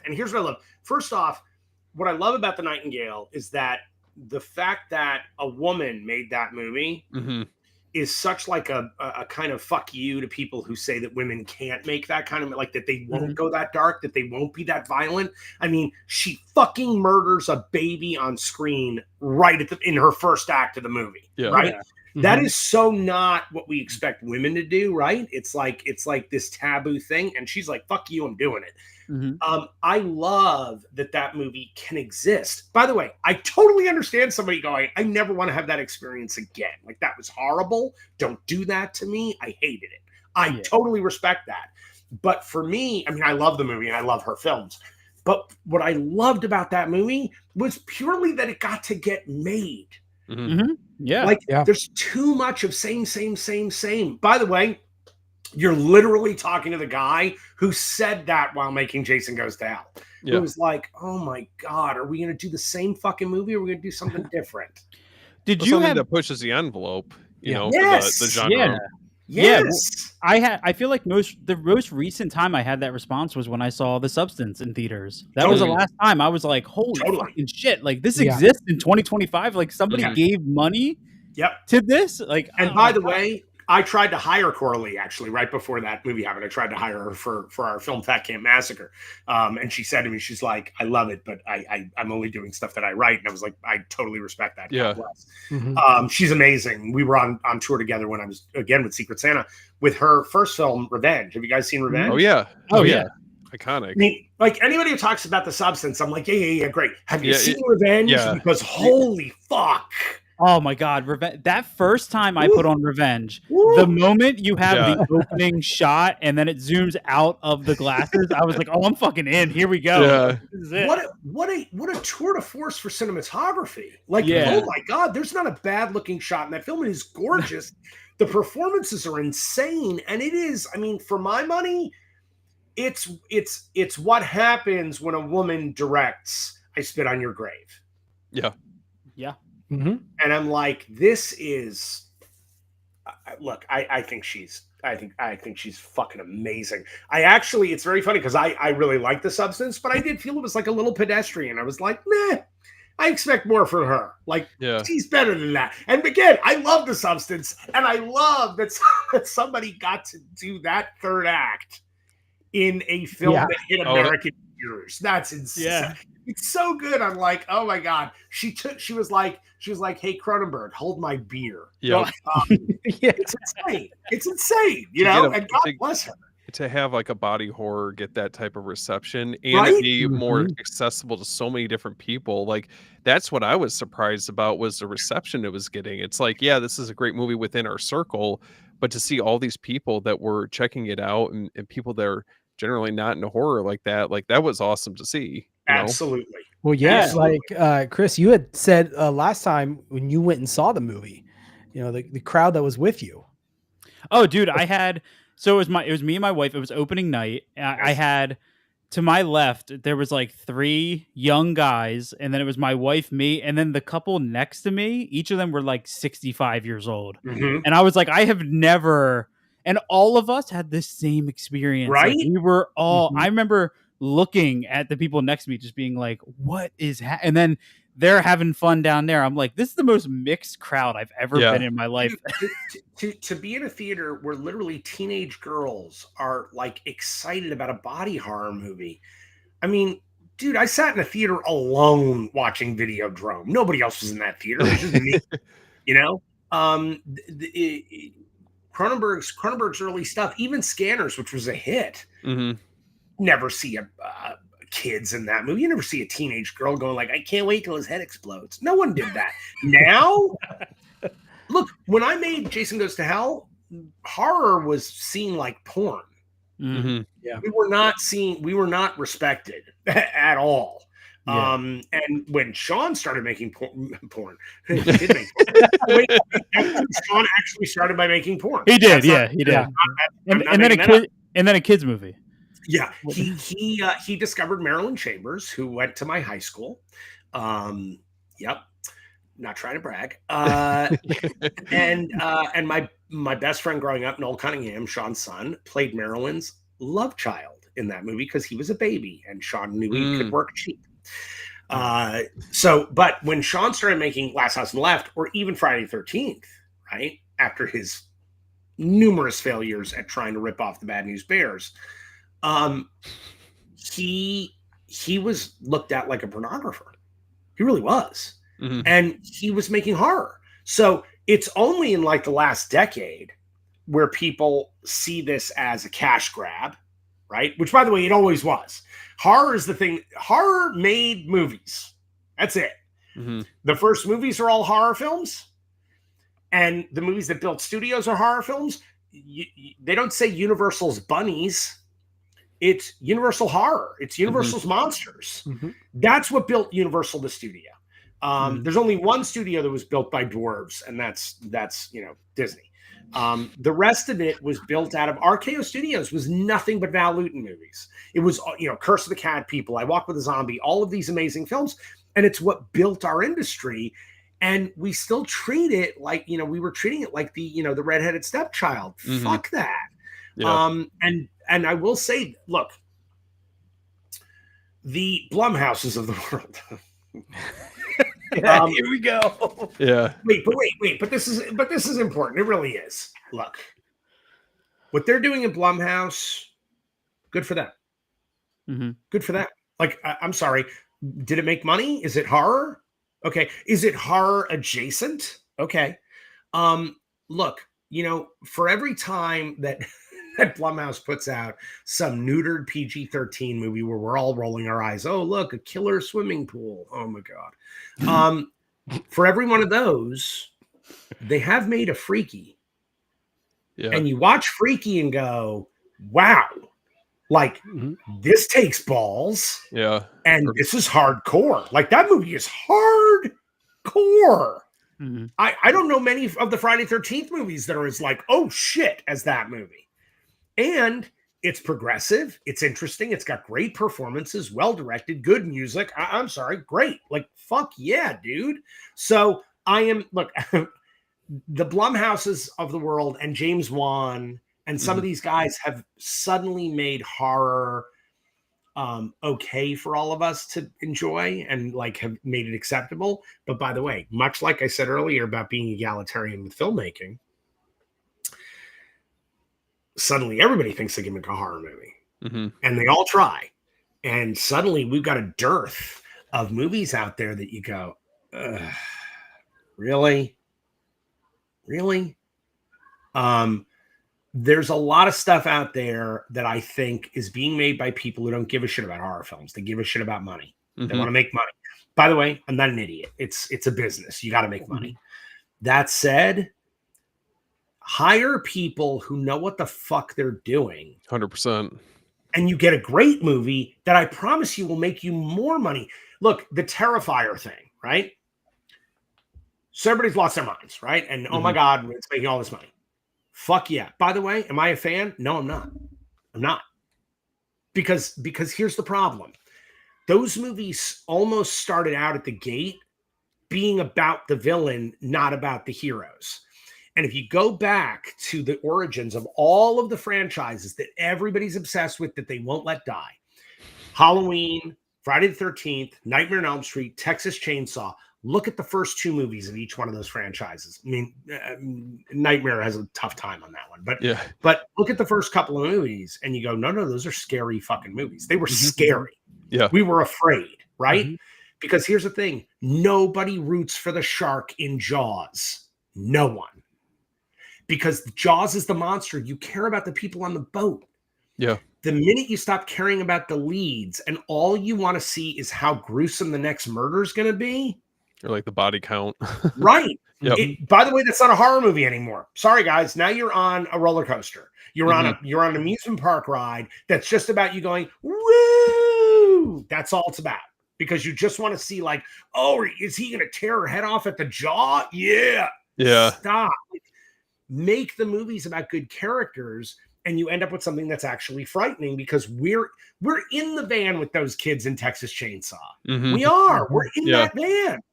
We're scared for them. So when we get to the monster is frightening for us, and that's what made all of these things hits.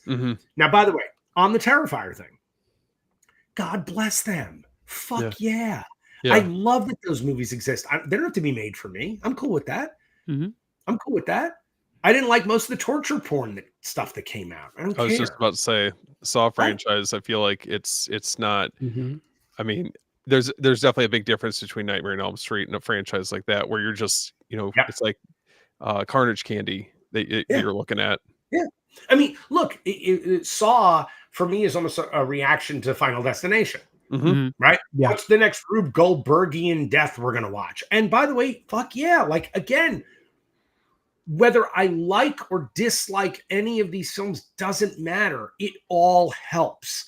Every bit of this makes our genre more alive and vibrant and interesting. But what the studios aren't getting is that the guys who made Terrifier are real horror guys. They live, breathe, eat horror. That's their love. And so they make movies that connect to other horror fans. When they put out Megan 2 and they go, God, why isn't this working? Well, because who are you making it for? Yeah. Girls who like Bratz dolls? That's not a horror movie then. I mean, like, what are you doing? I still don't get it. And I get Megan. I get that first movie. I get it. I do. And again, they got good actors. They made it about characters. All good. I just wish that they would hire people who are really good at telling stories that are about something terrifying. And we don't have that all the time. I just thought about, I love Scream, but saying that just now, I just put together something that I feel like is so genius about that movie that maybe I knew, but I never really thought about it. What that feeling is when that Ghostface mask comes off and the reveal is the bad guy are the people you like. Yeah. Like you fall in love with, you know what I mean? Like you fall in love with Stu and Bill. And then when it's revealed that they're them, I never it just never came that full circle for me that that's a big change when you're against the villain, but then the villain becomes the people that you loved for 90 minutes. And by the way, that movie, when that movie came out, I would have dinners with other horror directors. We'd all get together and we would talk about how that movie fucked us because it fucked all of us. We're like, he gave away everything. Like he gave away all the secrets. Like the magician told everybody how the magic trick works.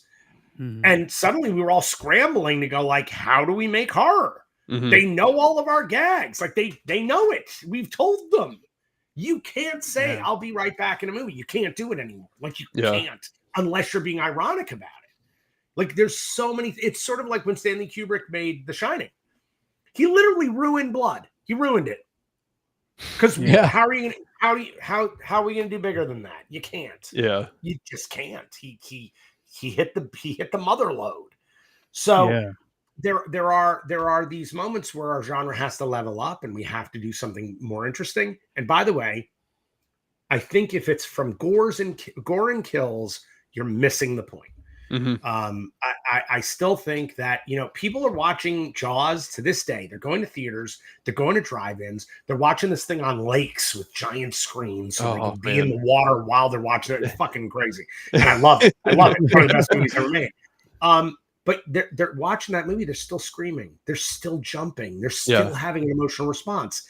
There's almost no gore in that movie. There's almost nothing in that movie but suspense and characters that you fucking adore. Dude, one of the greatest movies in cinema history is from that film. And it's not anything anyone ever guesses. Whenever I'm talking about Jaws, and I'm like, stop talking about the fucking shark coming at people. Yes, that's scary. Got it. I love it. It's the best.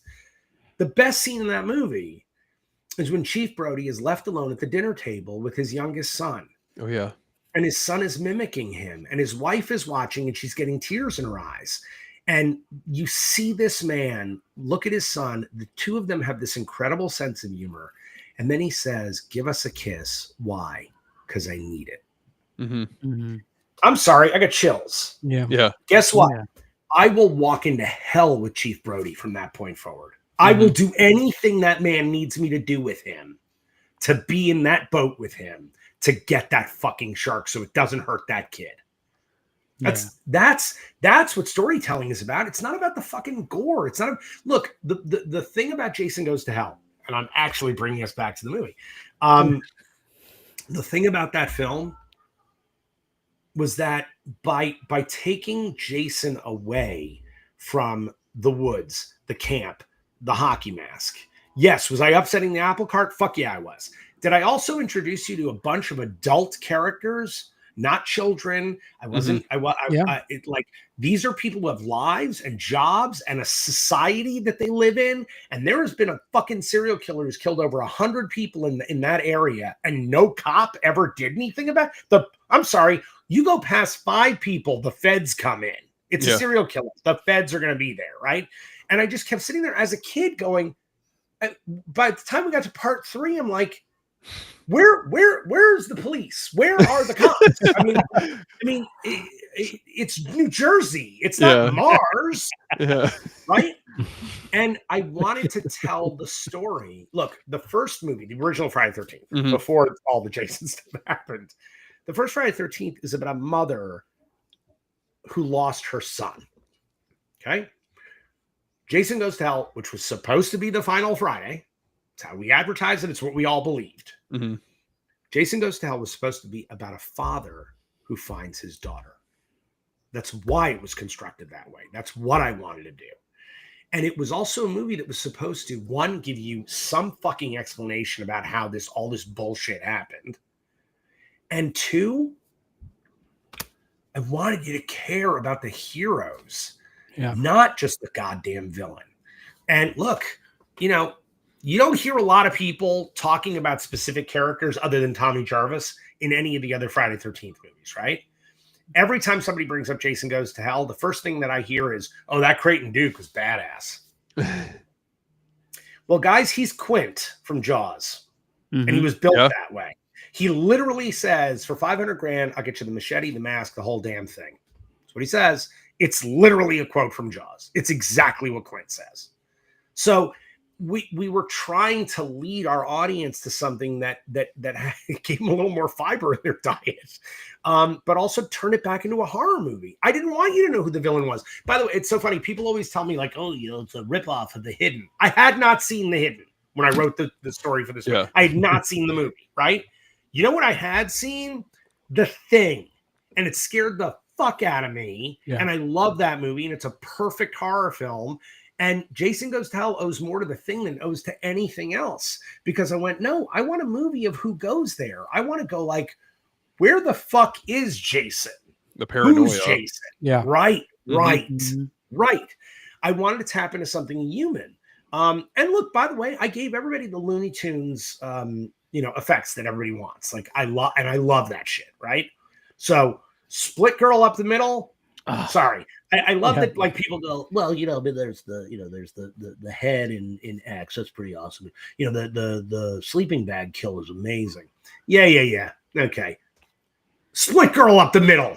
She's literally having sex while being drunk being fucked by her boyfriend, while she gets torn into 2 pieces that flop over, and then her boyfriend's head gets crushed by a boot. Really? You're gonna tell me that's not the best kill in the franchise? Fuck yeah. Look, call me. You might think this like hyperbolic, whatever. That's my favorite kill of all time. That's it. That is even down to the way it's shot. And I remember being younger and getting Crystal Lake Memories, the book, and it had like it had the like frame by frame almost of it, and then one big shot of it split. Yeah, talk about like, and I mean, every time I watch Jason Goes to Hell, I feel like I'm still in that scene for like 5 minutes later, and I got to recatch up. I'm like, wait, hold on, all right, we're past that now. Yeah. And I was just watching the movie the other day, and I was like, I even love him sitting back and waiting for her to be on top to perfectly do this. Oh yeah. Here's the thing. The reason that kill is so angry, and it is an angry fucking kill. Was that was not in the movie. That whole sequence was not in the movie. The whole camper scene wasn't in the movie. The original cut did not have any of that material. And the audience that we showed it to, and by the way, one of the people in that audience who was in the focus group at the end of the thing was Peter Brackey. That is not a joke. Oh, really? Yep. Crazy. Wow.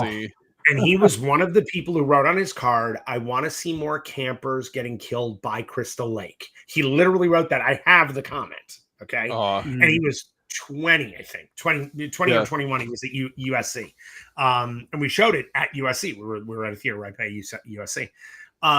Anyway, so the studio's like, look, we're gonna give you some more money. We want some more want some more kills.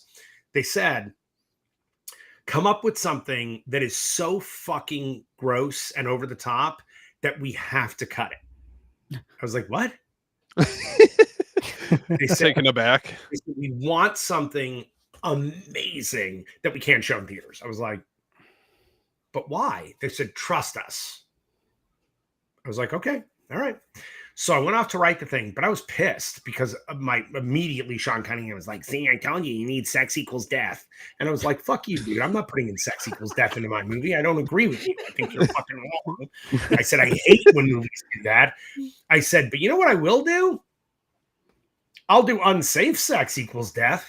Cool doing that? Yeah. I'll go with that. So why the whole condom thing happens in that scene is because I wouldn't do it any other way. And by the way, it's why we got a great review in the Wall Street Journal. But my whole reaction was, all right. You want me to kill some teenagers? Okay. You want me to kill campers by the lake, getting smoking some weed and not only am I going to do it, I'm going to tell you I'm doing it. I'm going to have the lead of the movie make fun of you for it. I'm actually going to have him say, oh, you're going to Crystal Lake, smoking a little weed, having a little premarital sex and getting slaughtered. I'm literally going to tell the audience that's what we're doing. Yeah. And when I kill her, I am going to tear this human being in half. I'm going to show you the unshowable. By the way, the name of the character was the name of my ex-girlfriend right before I shot the movie. That's incredible. By the way, that's a warning. That's a warning to anybody who dates filmmakers, because we do get the last word. We just do. We get to say the last thing. So that's why that kill was so fucking angry, right? So I shoot the thing, and then New Line, of course, has to eviscerate it because the MPAA. By the way, the MPAA turned off the movie during that scene. They turned it off. They stopped watching. And they called us and said, we're not even talking about an NC-17. We're giving you an X right now. Holy shit. And we were like, what? Like, we won't even put on Reel 3. Won't even look at it. I'm like, isn't that against the rules of the MPA? No, we don't care. This is disgusting. We're like, we cut over 3 minutes from that movie, guys. Oh my God. That movie got fucking torn to pieces. But as the same way that I was about the poster, right? Because I wanted a Drew Struzan-esque poster for Jason Goes to Hell. And New Line said, yeah, okay, kid, that's nice. We understand how to market our movie. We're going to put a giant turd with teeth coming out of a silver hockey mask. I was like, what does that have to do with anything? Just trust us. Just like that, which they were right about. They're 100% right because the poster got banned in 13 places in America. 13 states banned that poster, and they had to put a bar over the duty with teeth. And by the way, it got more people wanting to see the movie. Like, they couldn't have been more right. They were right on the money. They cut down the movie enough that Jason Goes to Hell is the first movie that New Line ever released in an uncut and cut version when they first put the movie out. So everybody who usually would buy one copy of that movie had to buy two. And it became New Line Cinema's biggest VHS and DVD sale of all time. Wow. That's the truth of Jason Goes to Hell. So when people talk about the $20 million we made at the box office, which, by the way, on a $2.5 million budget, fuck yeah. We also did way better than Takes Manhattan, which cost way more. But the amount of money that movie made on VHS, holy shit. Yeah. That was like a video store staple. Like, I just remembered that the poster, just seeing it at the movie store, or the video store, it was just, everywhere. So it's Well, like, yeah. that's one of those ones I distinctly remember, like, even as a kid. And if you got it at Blockbuster, first off, Blockbuster did the grossest thing. They bought the covers for the unrated, and they all had the rated tape in them. Oh, Because Blockbuster Damn. wouldn't show unrated shit. But the one cool thing about the Blockbuster tape is that when you press the side of the tape, the eyes in the turd glowed red. Oh, Really? Yeah. They had a little sensor in them, and they went. I was like, "This is fucking awesome." Wow. Yep. Yeah. that's incredible. Yeah. Yeah, I think the name Jason Goes to Hell in itself invokes people wanting to. What is this? Yep. Because that name, as opposed to Jason Takes Manhattan, it's whatever. But It was Jason also Goes to Hell. It was also cool because Bill and Ted, the second movie in that franchise was not supposed to be Bogus Journey. It was Bill and Ted Go to Hell.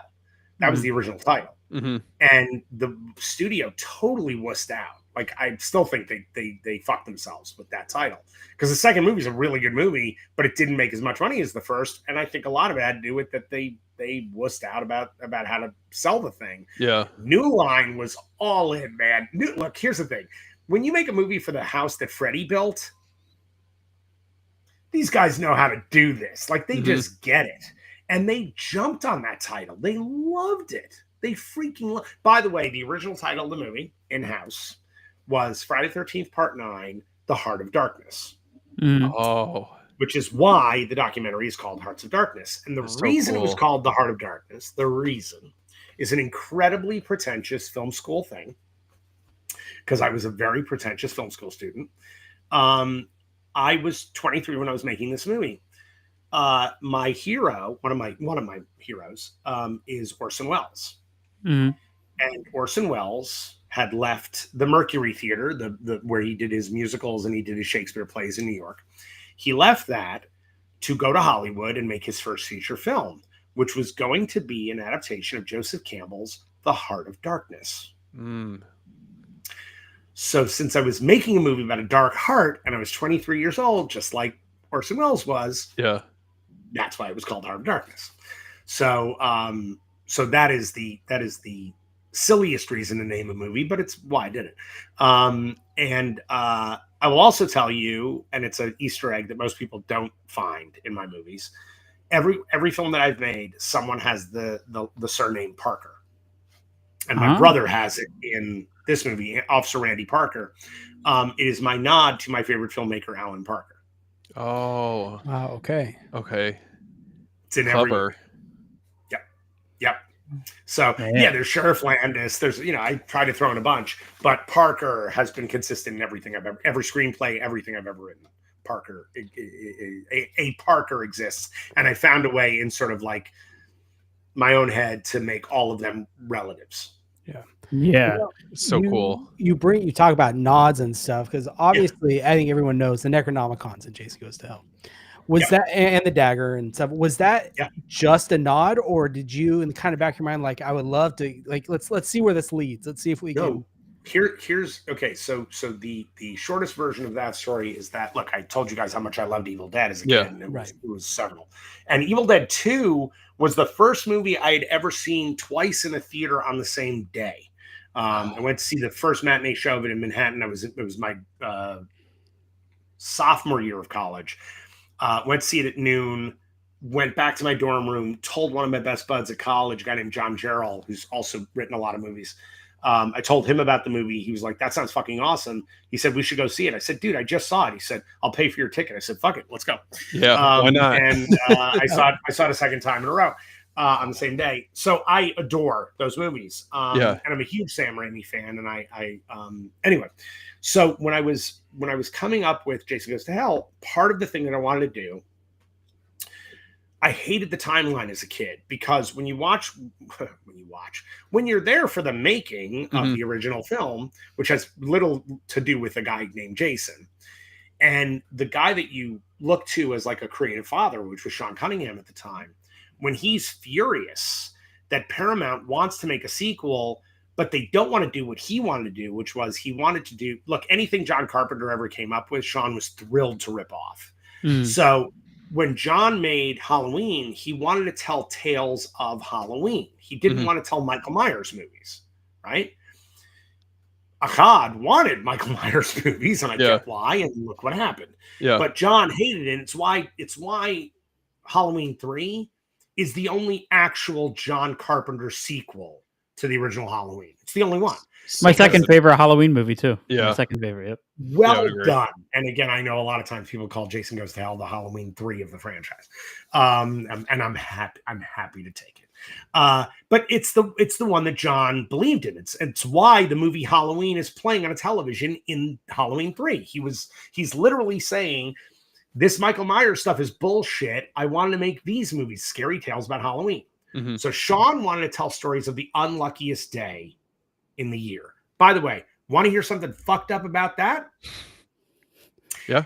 His son Noel was born on June 13th, Friday the 13th, June. Oh man. Whoa. We had Noel's birthday party at Noel's house on June 13th, 1980.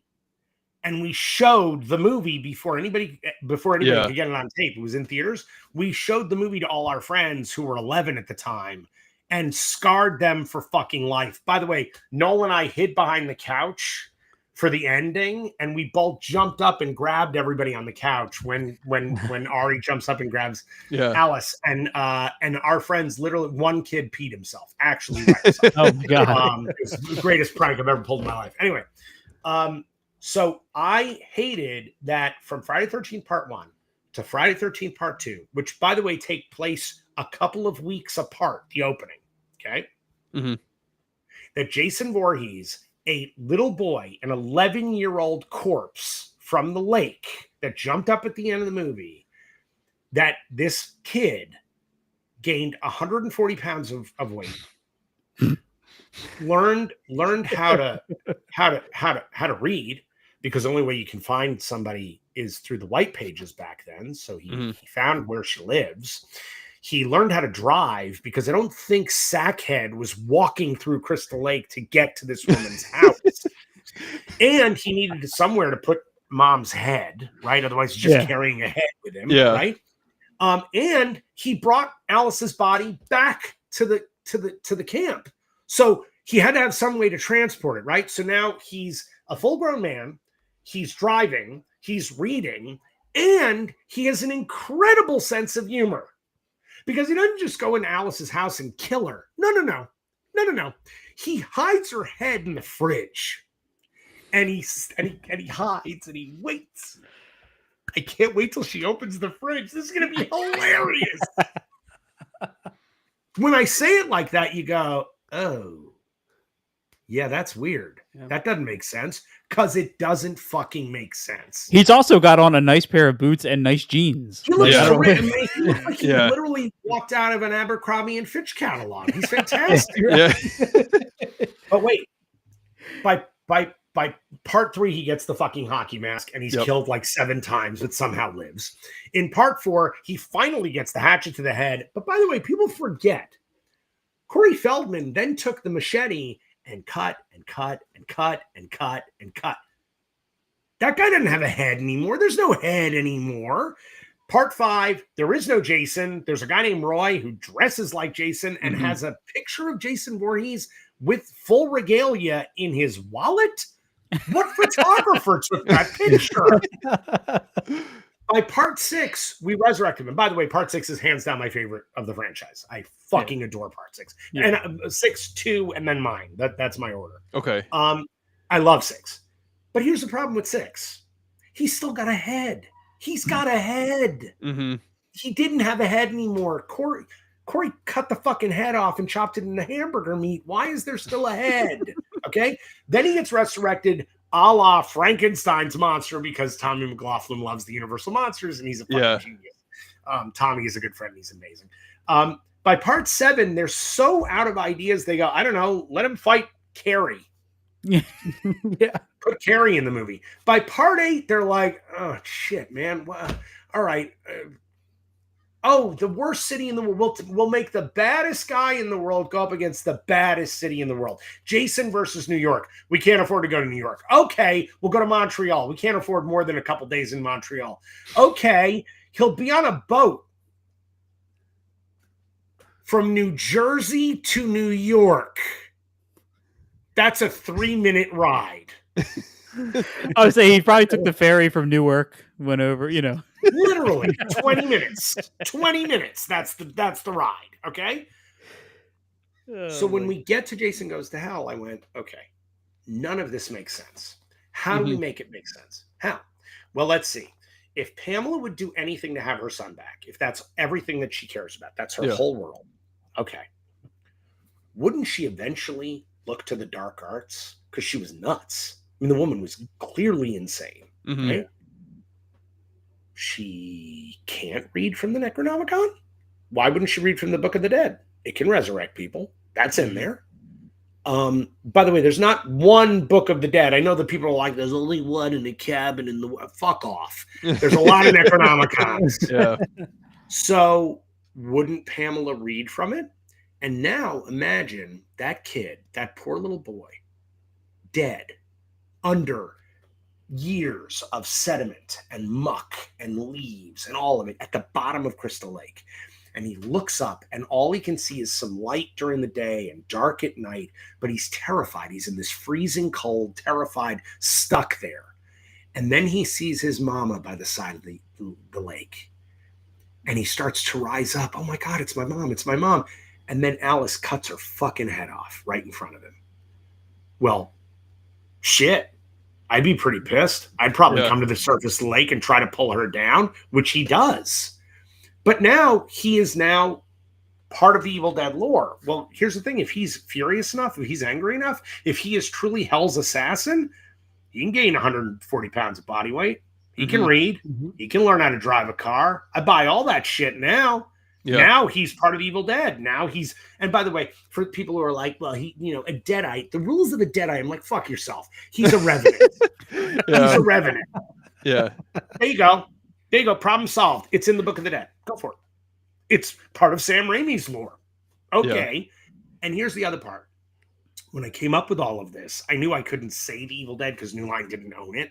So I'm like, all right, I'm kind of fucked. I can't announce this. But people are too stupid to notice that I'm actually putting the Evil Dead squarely in the Friday the 13th franchise as I'm doing it. And I kind of shut my mouth about it, except that I wanted props. I'm like, oh, I'm going to have the Book of the Dead. No, why don't we make that look like the Kandarian dagger? I think that'd be good. And nobody is catching on except my production designer, who I'm talking about this with. And I'm saying, listen, I don't want anybody to know I'm doing this because I could get in trouble. But if I just do it, no, I know nothing about no legal problems. So I then asked Bob Kurtzman, who was at that moment shooting Army of Darkness. I say, hey, can I come with you? Can I go out to the set? Like, I'd love to meet Sam. He's like, sure, that'd be awesome. Why don't you come out for a couple days? Because they were out really far out in the desert at the, they built that castle. And so I go out there. I'm with K&B for like 3 days. I was out there. I even got to puppeteer some of the Deadites in one of the scenes. That's so cool. Awesome. That's awesome. It was amazing. And I got to talk to Sam. And I asked him if I could have the book. And he was like, sure, buddy. And he put the book in a Ziploc bag. And Bob handed it to me out of a Ziploc. That's literally that. And he's just like, yeah, he just wants it back when you're done. I'm like, okay. And we just shot like the fucker. that. Just like that. That's crazy. Just like that. And by the way, I also shadowed Sam on 3 commercials that he shot after that because I wanted to see his directing style. Yeah. I watched him do a bunch of Taco Bell commercials that were insane.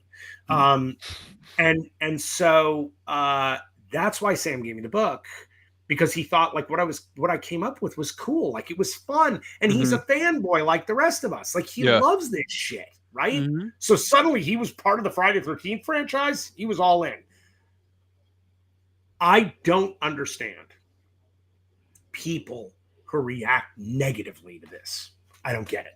And it's, by the way, it's the same guys who are like, what is this? The only reason he got the job for Jason Goes to Hell is because he was best friend with Sean's son, Marty McFly says. No, that's actually not true. So and that's okay. That's cool. Whoever told you that is full of shit, and it's not how it happened. It's not how it happened. Sean Cunningham doesn't give candy to, the size of a movie budget to his friends, his son's friends. I won Best Picture at NYU.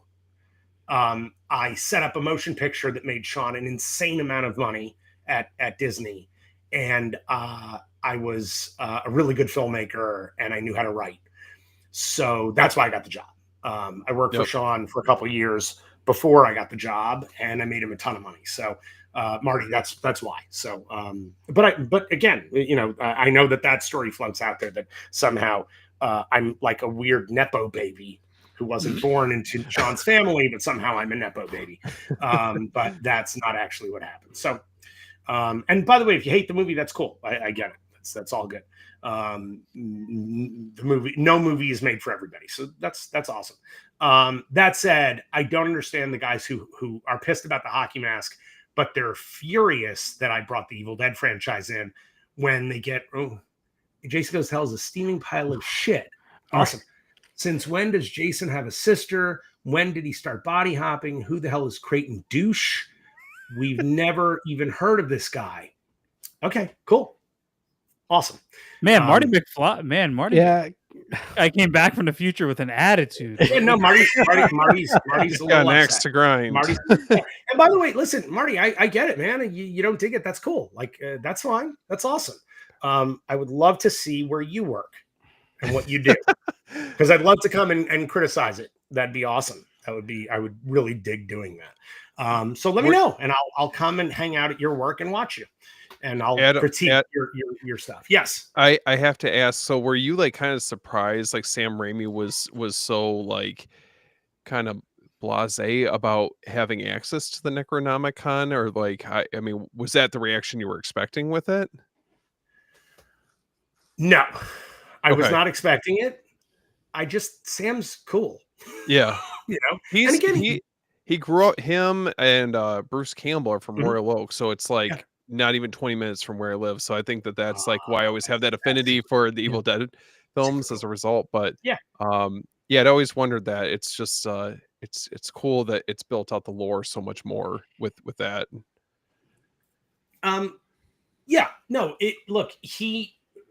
Sam was as cool as I thought Sam would be. I just feel like I was very lucky to have a makeup artist who was so close with Sam at that point, because Bob had worked on Evil Dead 2 as well. Before K&B existed. And I think Bob went to Sam and said, "This guy's fucking badass, and I'm excited we're gonna make this movie together." It's incredible. Was like excited. And so I think Sam got really into the idea of crossing genres, not crossing genres, crossing franchises. And again, look, remember the Wildstorm comics of Freddy versus Jason versus Ash? Oh yeah. Like, again, there's a nerdiness to it that's kind of, I don't know, man. Like, aren't we supposed to love all that shit? Look, when I was a little kid, I was a Scooby-Doo fan, like all kids. Yeah. And when Batman was on Scooby-Doo, my 6-year-old brain was broken. Like, I was like, oh my God, Scooby-Doo knows Batman? Like, that was the most badass thing I'd ever heard. It's like the crossover you always ask for. Right, right. And by the way, sorry, Marty keeps coming up and he just keeps shit talking, which is hilarious. By the way, Marty, what's your real name? What's your name? Like, you want to say all this? That's cool, but tell me who you are. I'm giving you my name. Give me yours, man. Yeah. This is what I'm saying about hiding. It's the hiding. It's like, come on, man. I got it. You don't like the movie. Cool. It is an opportunity for us to geek out. And I think that, look, the other part of it, and I think a lot of filmmakers that you talk to will give you the same thing. Yeah.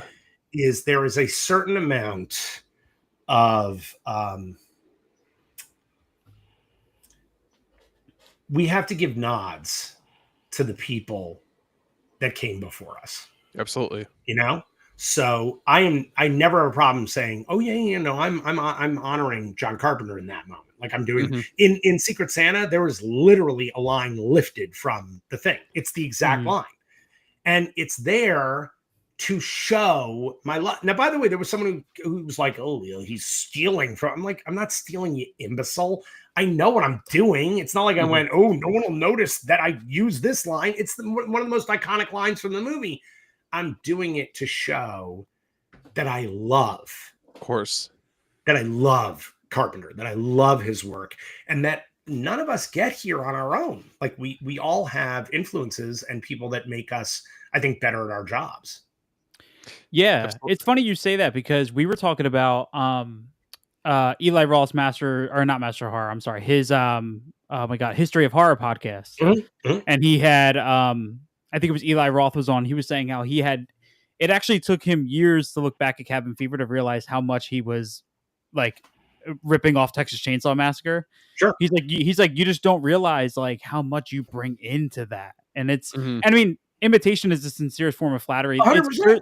There's rarely an original idea anymore, and it's not stealing it. It's giving credit where credit's due and saying thank you. You know, Look, he used the music from Last House on the Left. Yeah. In in Cabin Fever, and again, like, yeah, good on you, man. Like, let's celebrate these fuckers. Like, these. By the way, you know how few people today know the people who created our genre, who really created. I'm not talking about the George Romeros. I'm talking about smaller filmmakers with smaller films that influence. Look, you brought Cannibal Holocaust earlier. It's one of Spielberg's favorites. Mm-hmm. Yeah, that's wild. I mean, that says a lot, right? You watch that movie, you're like, God, this is like nuts, right? Mm-hmm. Like, why would this is disgusting and crazy? But it's so well made. It was so well made that they sued the guy. Like they threw him in prison. Yeah, they did. Yeah. Right? Yep. It's nuts. So look, I think that I think it's fine to homage anybody in a movie, as long as you're being upfront about it. And I never hid any of the homages. I wouldn't. Why would I? Well, I was going to say, because I know you mentioned The Thing earlier, but outside of that, were there specific body horror films or like directors outside of maybe Cronenberg, for example, that influenced your vision? Maybe lesser known movies, maybe, or maybe ones that we might not be aware of. Well, I will tell you, look, Cronenberg was definitely a huge influence on me, and remains to this day a huge influence on me. I mentioned earlier, I did a Cabin Fever movie with my wife, with Deborah. We wrote this Cabin Fever. They were going to do 2 sequels, and one of them, Cabin Fever Patient Zero, with Sean Astin, and ours was Cabin Fever Outbreak. But the company that made the first one went under. Right. So they paid us for a movie, which was lovely. Yeah. We wrote a movie, which was lovely. And then they just didn't make the movie. We made a movie that is one part Lucio Fulci Zombie, one part David Cronenberg's That Came From Within. That's incredible. And it is this like I wanted to take the Cabin Fever disease in a direction that sexualized it, that made it not only that it was sexually transmitted, but that it actually sexualized the person who had it, so they were ravenous to have sex, much like They Came From Within. Yeah. And so it was set in the Dominican Republic. We had an island we were actually going to shoot on. We had a beautiful resort, and on the other side of the island, miles away through jungle, was this little shanty town. And the idea was that all of the people who work at the serving all of these rich people at this resort are all living in squalor on the other side of the island, right? And that's where the disease is, right? So they bring a doctor and his team in to deal with the people who are sick, and things go horribly wrong, and they get to the resort. Oh, man. And the movie is this doctor has his kids at the resort because he's leaving them there while he's during the day helping these people. And when suddenly that thing hits the resort, this guy's got to get his kids out and save his children. So it became the movie. That's what the movie's about, is this doctor saving his kids. But it was so sexualized that at one point they wanted me to direct the movie. I didn't want to direct the movie. Okay. They wanted me to direct it. And the reason I didn't want to do it is because it was going to be the third movie ever made in the Dominican Republic. And I was like, I'm not going to be a guinea pig. Like, that's new. Yeah. No, I know how that movie goes. Yeah. And so, but they kept on me about it, right? They like wouldn't stop. So finally I called my agent and I said, look, I said, they will not stop with me. So why don't we do this? I'm going to write my director's vision. I'm going to write my letter of what I think this movie should be. I said, either they're going to run for the hills screaming, or they're going to let me make the coolest horror movie ever made. And my agent was like, go for it. I love it. So I wrote a letter basically saying how I would make the movie. And then I put in several roles in the film and the adult film actors that I think would be good to play those parts. Because I said, I think it should be the first horror movie with full penetration. I want to go fully X on this movie. Let's go X. Let's do it. Let's really make this movie. Yeah. Yeah, they didn't ask me again to direct the movie. Yes, how did that one go? Yeah. And I got to tell you, but here's what's amazing. My agent, who was the most buttoned up, lovely woman you've ever seen. Like, she looks like someone who runs the PTA, but she handles almost primarily horror people. She said to me, she goes, damn it, I really want to see that movie. I was like, oh, I love you so much. It's like, so good for my heart. So yeah. But again, Cronenberg is a huge influence on me. I also, this is actually really interesting. So, and to that end, the compound fracture, Adam Craner's compound fracture, when the bones come up out of his arm, ward, that's straight out of The Fly. I mean, that's simply because I love that scene with the arm wrestle. It's fucking awful. Gnarly. And to that end, look, I think have any of you guys ever seen the movie Brubaker, Robert Redford movie? It's actually sort of the first time that Morgan Freeman had a really significant role in a major studio picture. It's an incredible movie. I recommend it. Really recommend it.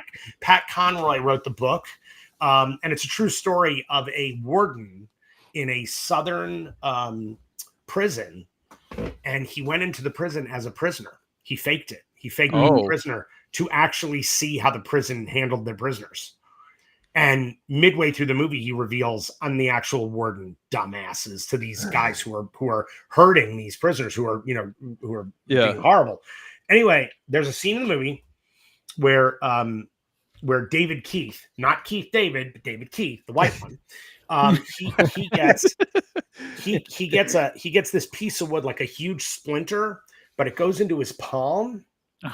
And there's like a close up. Aha, right. There's the reaction. And it goes right into his palm. And you go like, I remember as a kid, like a little kid, I was like, ow, oh God. That never left me. Because here's the thing. People understand what that feels like. When you do a chainsaw through someone's body, nobody knows what the fuck that feels like. Because if that happens, you're dead. So you're not going to tell anybody, oh, that hurt. Okay. Yeah, true. You get a splinter, your nail gets ripped off. Oh, fuck. Yeah. Right? Again, The Fly, right? The minute Jeff Goldblum starts pulling off those nails, the audience lost their fucking minds, right? Teeth coming out. But it's personal violence. It's things that are so small. You see someone on screen get a paper cut, you wince. There's no way not to wince. You're going, fuck, right? Yeah. To me, I always try to kind of look at that when we're designing stuff and when I'm trying to do this kind of stuff. I think The Melting Man in Jason Goes to Hell, which definitely owes a lot to RoboCop, because oh hell yeah, they're the OG Melting Man, Paul McCann. There is something about that scene. I love that scene because Andy Block is such a good actor. He's so good that you feel his agony. And this idea that Jason's spirit is so toxic that once it's finished with you, once it's no longer part of you, it leaves this trail of bones and goo. It makes you melt from the inside. And for me, that was a really important thing. The other thing, and I discussed this slightly in the movie, but I've learned more about it over the last few years. So I told you earlier, I don't drink or do drugs. Yeah. And part of the reason for that, I've learned, is that I'm a bit of a control freak, and there's something about being out of control. And I watched my family and my friends as I grew up, like acting like fucking morons, which was fun for me. Yeah, like that was always hilarious. Yeah, but I just was like, nah, I don't want to. I'm good, and I've never had a problem having fun at a party, so I'm cool. I'm good. Yeah. There was something about inebriating yourself that freaked me out a little bit, but it really comes down to loss of self, which is why I love The Thing so much, right? Like, what happens when you're in there, but you're not the one driving the ship? Like, I had a very close friend, an incredible woman named Stacy Title. I'm sure you guys would know some of her work, but she was married to a guy named Jonathan Penner, who's still one of my close friends. And Jonathan was in Jason Goes to Hell. He got cut out, but his scenes are usually shown in the TV version, and there you can see him on the Blu-ray. He plays David, Vicky's boyfriend, and he gets smashed into a faucet. His whole face caves in a faucet. But he was originally supposed to play Stephen Freeman. Oh. And when we had that little break in production, that 2 weeks, we lost him because he had another film that he had been assigned to for another, that our dates coincided. He couldn't do it. So I said, look, can you do a day on the movie? Anyway, he did, and he was awesome. He's also he's been on Survivor more than any other human being. So he's done more days on the show Survivor than the other contestant in the run of he's done like 7 seasons or something. Wow. Anyway, so he's amazing. Him and I became close friends, and his wife, Stacy Title, this absolutely incredible director, she died a couple of years ago from ALS. Oof. Here's the thing about that scene with Andy, and about this idea of people not being able to control the ship. There is nothing, and I hope everybody who's watching, will then run and go donate to an ALS foundation. There's nothing more terrifying, guys. That is the scariest shit that you can. I watched this vibrant, extraordinary, brilliant director get caged in her own body. I've never seen anything like it. Scared me to my core. And so for me, there was a certain amount of, you have to bring the experience of your life into filmmaking. I think there's too many filmmakers who make movies about other movies. The best movies are made by people who live a really cool life. David Cronenberg is a really interesting, cool guy because he's lived this incredible life. Werner Herzog always talks about, like, yes, you have to have day jobs to make money in order to make movies, but don't let those day jobs be sitting, in an office pushing paper. Go clean a sewer. Go work in a hospital, work in places that give you a dearth of knowledge about the world and about like shit that goes on. Yeah. Because that informs film more than anything else. That's it. My favorite directors are Alan Parker, who I mentioned earlier, and my favorite film is made by one of my favorite directors. My favorite film is All That Jazz. Okay. And if you have not seen All That Jazz, I recommend it. You should see it. It's an incredible movie. It's also an autobiography from a filmmaker who's very brave and actually predicted his own death. And there's an open heart surgery in the movie that is real. Wow. You actually watch a chest broken open, and you actually see an open heart surgery played, as part of the character's life in the movie. But it's an actual surgery. It's incredible. It's incredible. The movie was nominated for every fucking award. Roy Scheider is the lead. He's brilliant. He's never been better. It's an amazing movie. But I will tell you, that film, you will see more influence from that and The Thing than almost anything else in my work. Those are the movies. Those are the movies. Wow. Yeah. Impactful. Yeah. It's funny what you were saying earlier about just want to go back to the Splinter thing real quick. I remember I love Alexandra Aja's Hills of Eyes remake. Yep. I actually think it's better than Wes Craven's, but it's, Yeah. I get it. Of all the shit that happens in that movie, the one scene that sticks with me is when he's fighting Jupiter and the axe cuts off just the tip of his fingers, and there's the shot of him pulling his hand away. Yep. I don't wince at somebody burning in a tree. I don't wince at the SA scene. I can watch a bird get its head bit off. When those fingers separate, the little tiny tip of his finger, I was like, oh, that's it. All right, too far. Yeah. Yeah, it feels real. It feels real. And horror that gets a fish hook in us about that stuff. Look, speaking of fish hooks, those great close-ups in the original Hellraiser, right? Yeah. Oh yeah, yep. I mean, there is nothing that hurts more than watching that fish hook go through skin. That's fucking hideous. Mm-hmm. And it hurts. It actually, and I think violence in movies should hurt. Yeah. It should hurt, man. My wife can't watch The Beyond because of the beginning, the whipping. Sure. That's like, oh, that's gnarly. Yeah. Yeah. So gnarly. No, we look, if you, I don't know, are you guys all fans of The Godfather, the original? Oh, 100%. I mean, yeah. Awesome. I would probably just stop recording. I would just hang up on you. But the thing about The Godfather, watch the deaths in that movie. Specifically, they are ugly. People fall funny. Mm-hmm. There's like there's a twistedness to the way Coppola shot all the deaths in that movie. They are fucking ugly, and they hurt. You know, and there's something to that. I think that has power to it. I hate when something is done just for effect. It's got to have some weight to it so that we actually feel something. You know? Yeah, I also think of Scorsese as well with that same thing, like just impactful violence. You know what I mean? Like Casino. You know, there's so much. I mean, I think Casino arguably has like one of the scariest non-horror deaths ever. You know what I mean? In the field. It's fucking awful, dude. It's awful. Yeah, it's awful. Yeah. It's also to a guy that you like so much, even though he's such a piece of shit. You like that guy so much that you're like, oh man, and that they're doing it to his brother first, and he's like whimpering for his brother. I mean, it's that scene. Yeah, Jesus, that is sound design. There's something about the sound design in that scene that's just like so uncomfortable sitting through that. You hear the dirt being dumped on them and the bats hitting them. That thunk.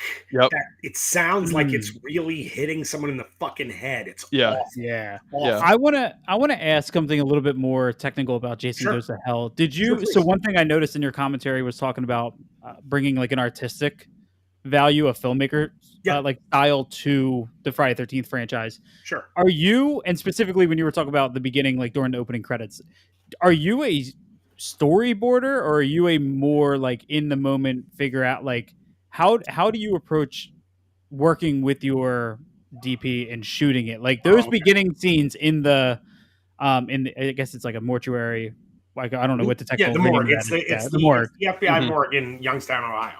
Yeah, like the transition of like dark onto now we see the body parts and then we fade back into dark and then the credits and like is that all storyboarded? No, that was not boarded. That was, but I had the whole sequence in my head, so everything was.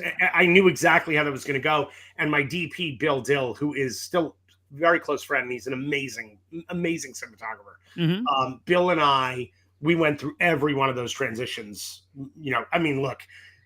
Remember, Richard Gant had to pull that heart and then put the heart back to go into black. I mean, that was a lot of choreography to make that sequence work. Of course, Sean Cunningham was like, "What are you doing? I don't understand any of this."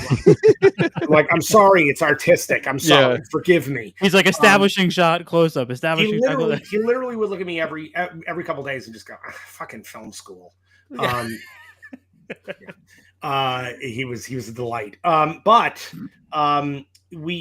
That stuff was very much in my head. Look, the whole movie was in my head before we shot it.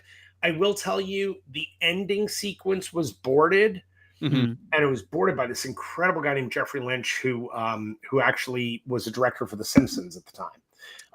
He was great. He was great before The Simpsons had exploded quite as big as being, but it was still pretty awesome. And so we boarded that whole sequence, and the boards were beautiful. He did an incredible job on them.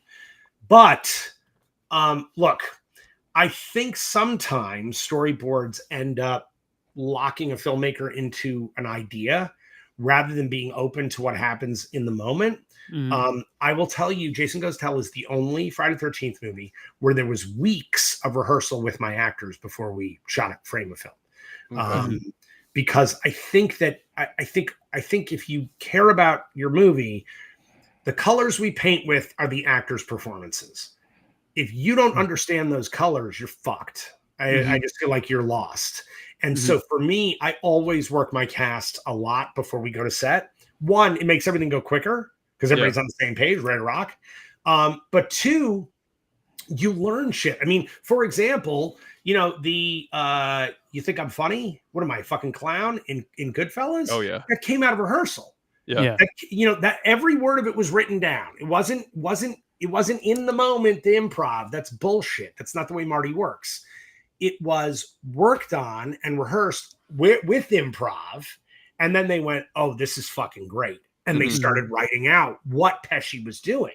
So Nick Pileggi, who's, you know, fucking incredible screenwriter and writer, and Martin Scorsese know how to make a movie. And they sat there with their cast, letting the free flow happen, letting those moments happen.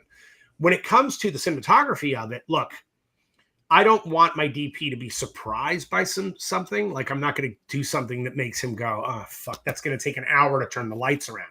That's a nightmare. Like, I will never do that.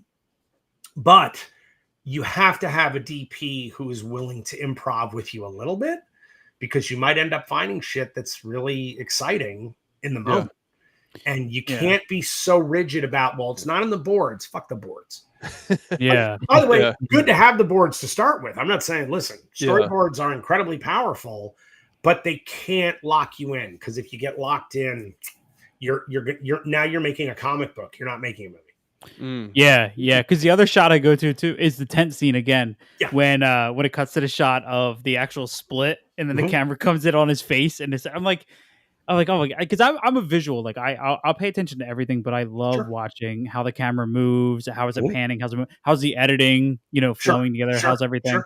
So with Jason Goes to Hell, I really admire just your approach to directing it, but also there's like such a crazy jump from like Friday the 13th franchise as a whole. Like I know Tom McLaughlin with I think Friday the 13th Part 6 is really well directed. Like beautifully directed. But like it's like that and Jason Goes to Hell are separate from the rest of the franchise artistically. Thank you. You know what I mean? So thank you.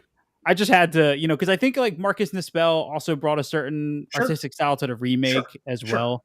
But yeah, I had to ask. I was really curious about that. No, dude, and I really appreciate that. I think it comes down to I would not let the producers hire anybody before I met them and talked with them. And by the way, this goes to this very day. I don't hire people unless I'm the gate that I have to hold the gate to let people in. And the reason is that I want people to be honest about how they feel about the movie. When people read a script and they don't really like the script, they're like, well, it's a job. I don't want you to work on my movie. I'm good. I'm good. There's lots of jobs. I'm not making something that's a widget. I'm making something that I hope has some artistic value. I want it to make money and I want it to be commercial. But I think I can't make things if I don't get to be an artist a little bit.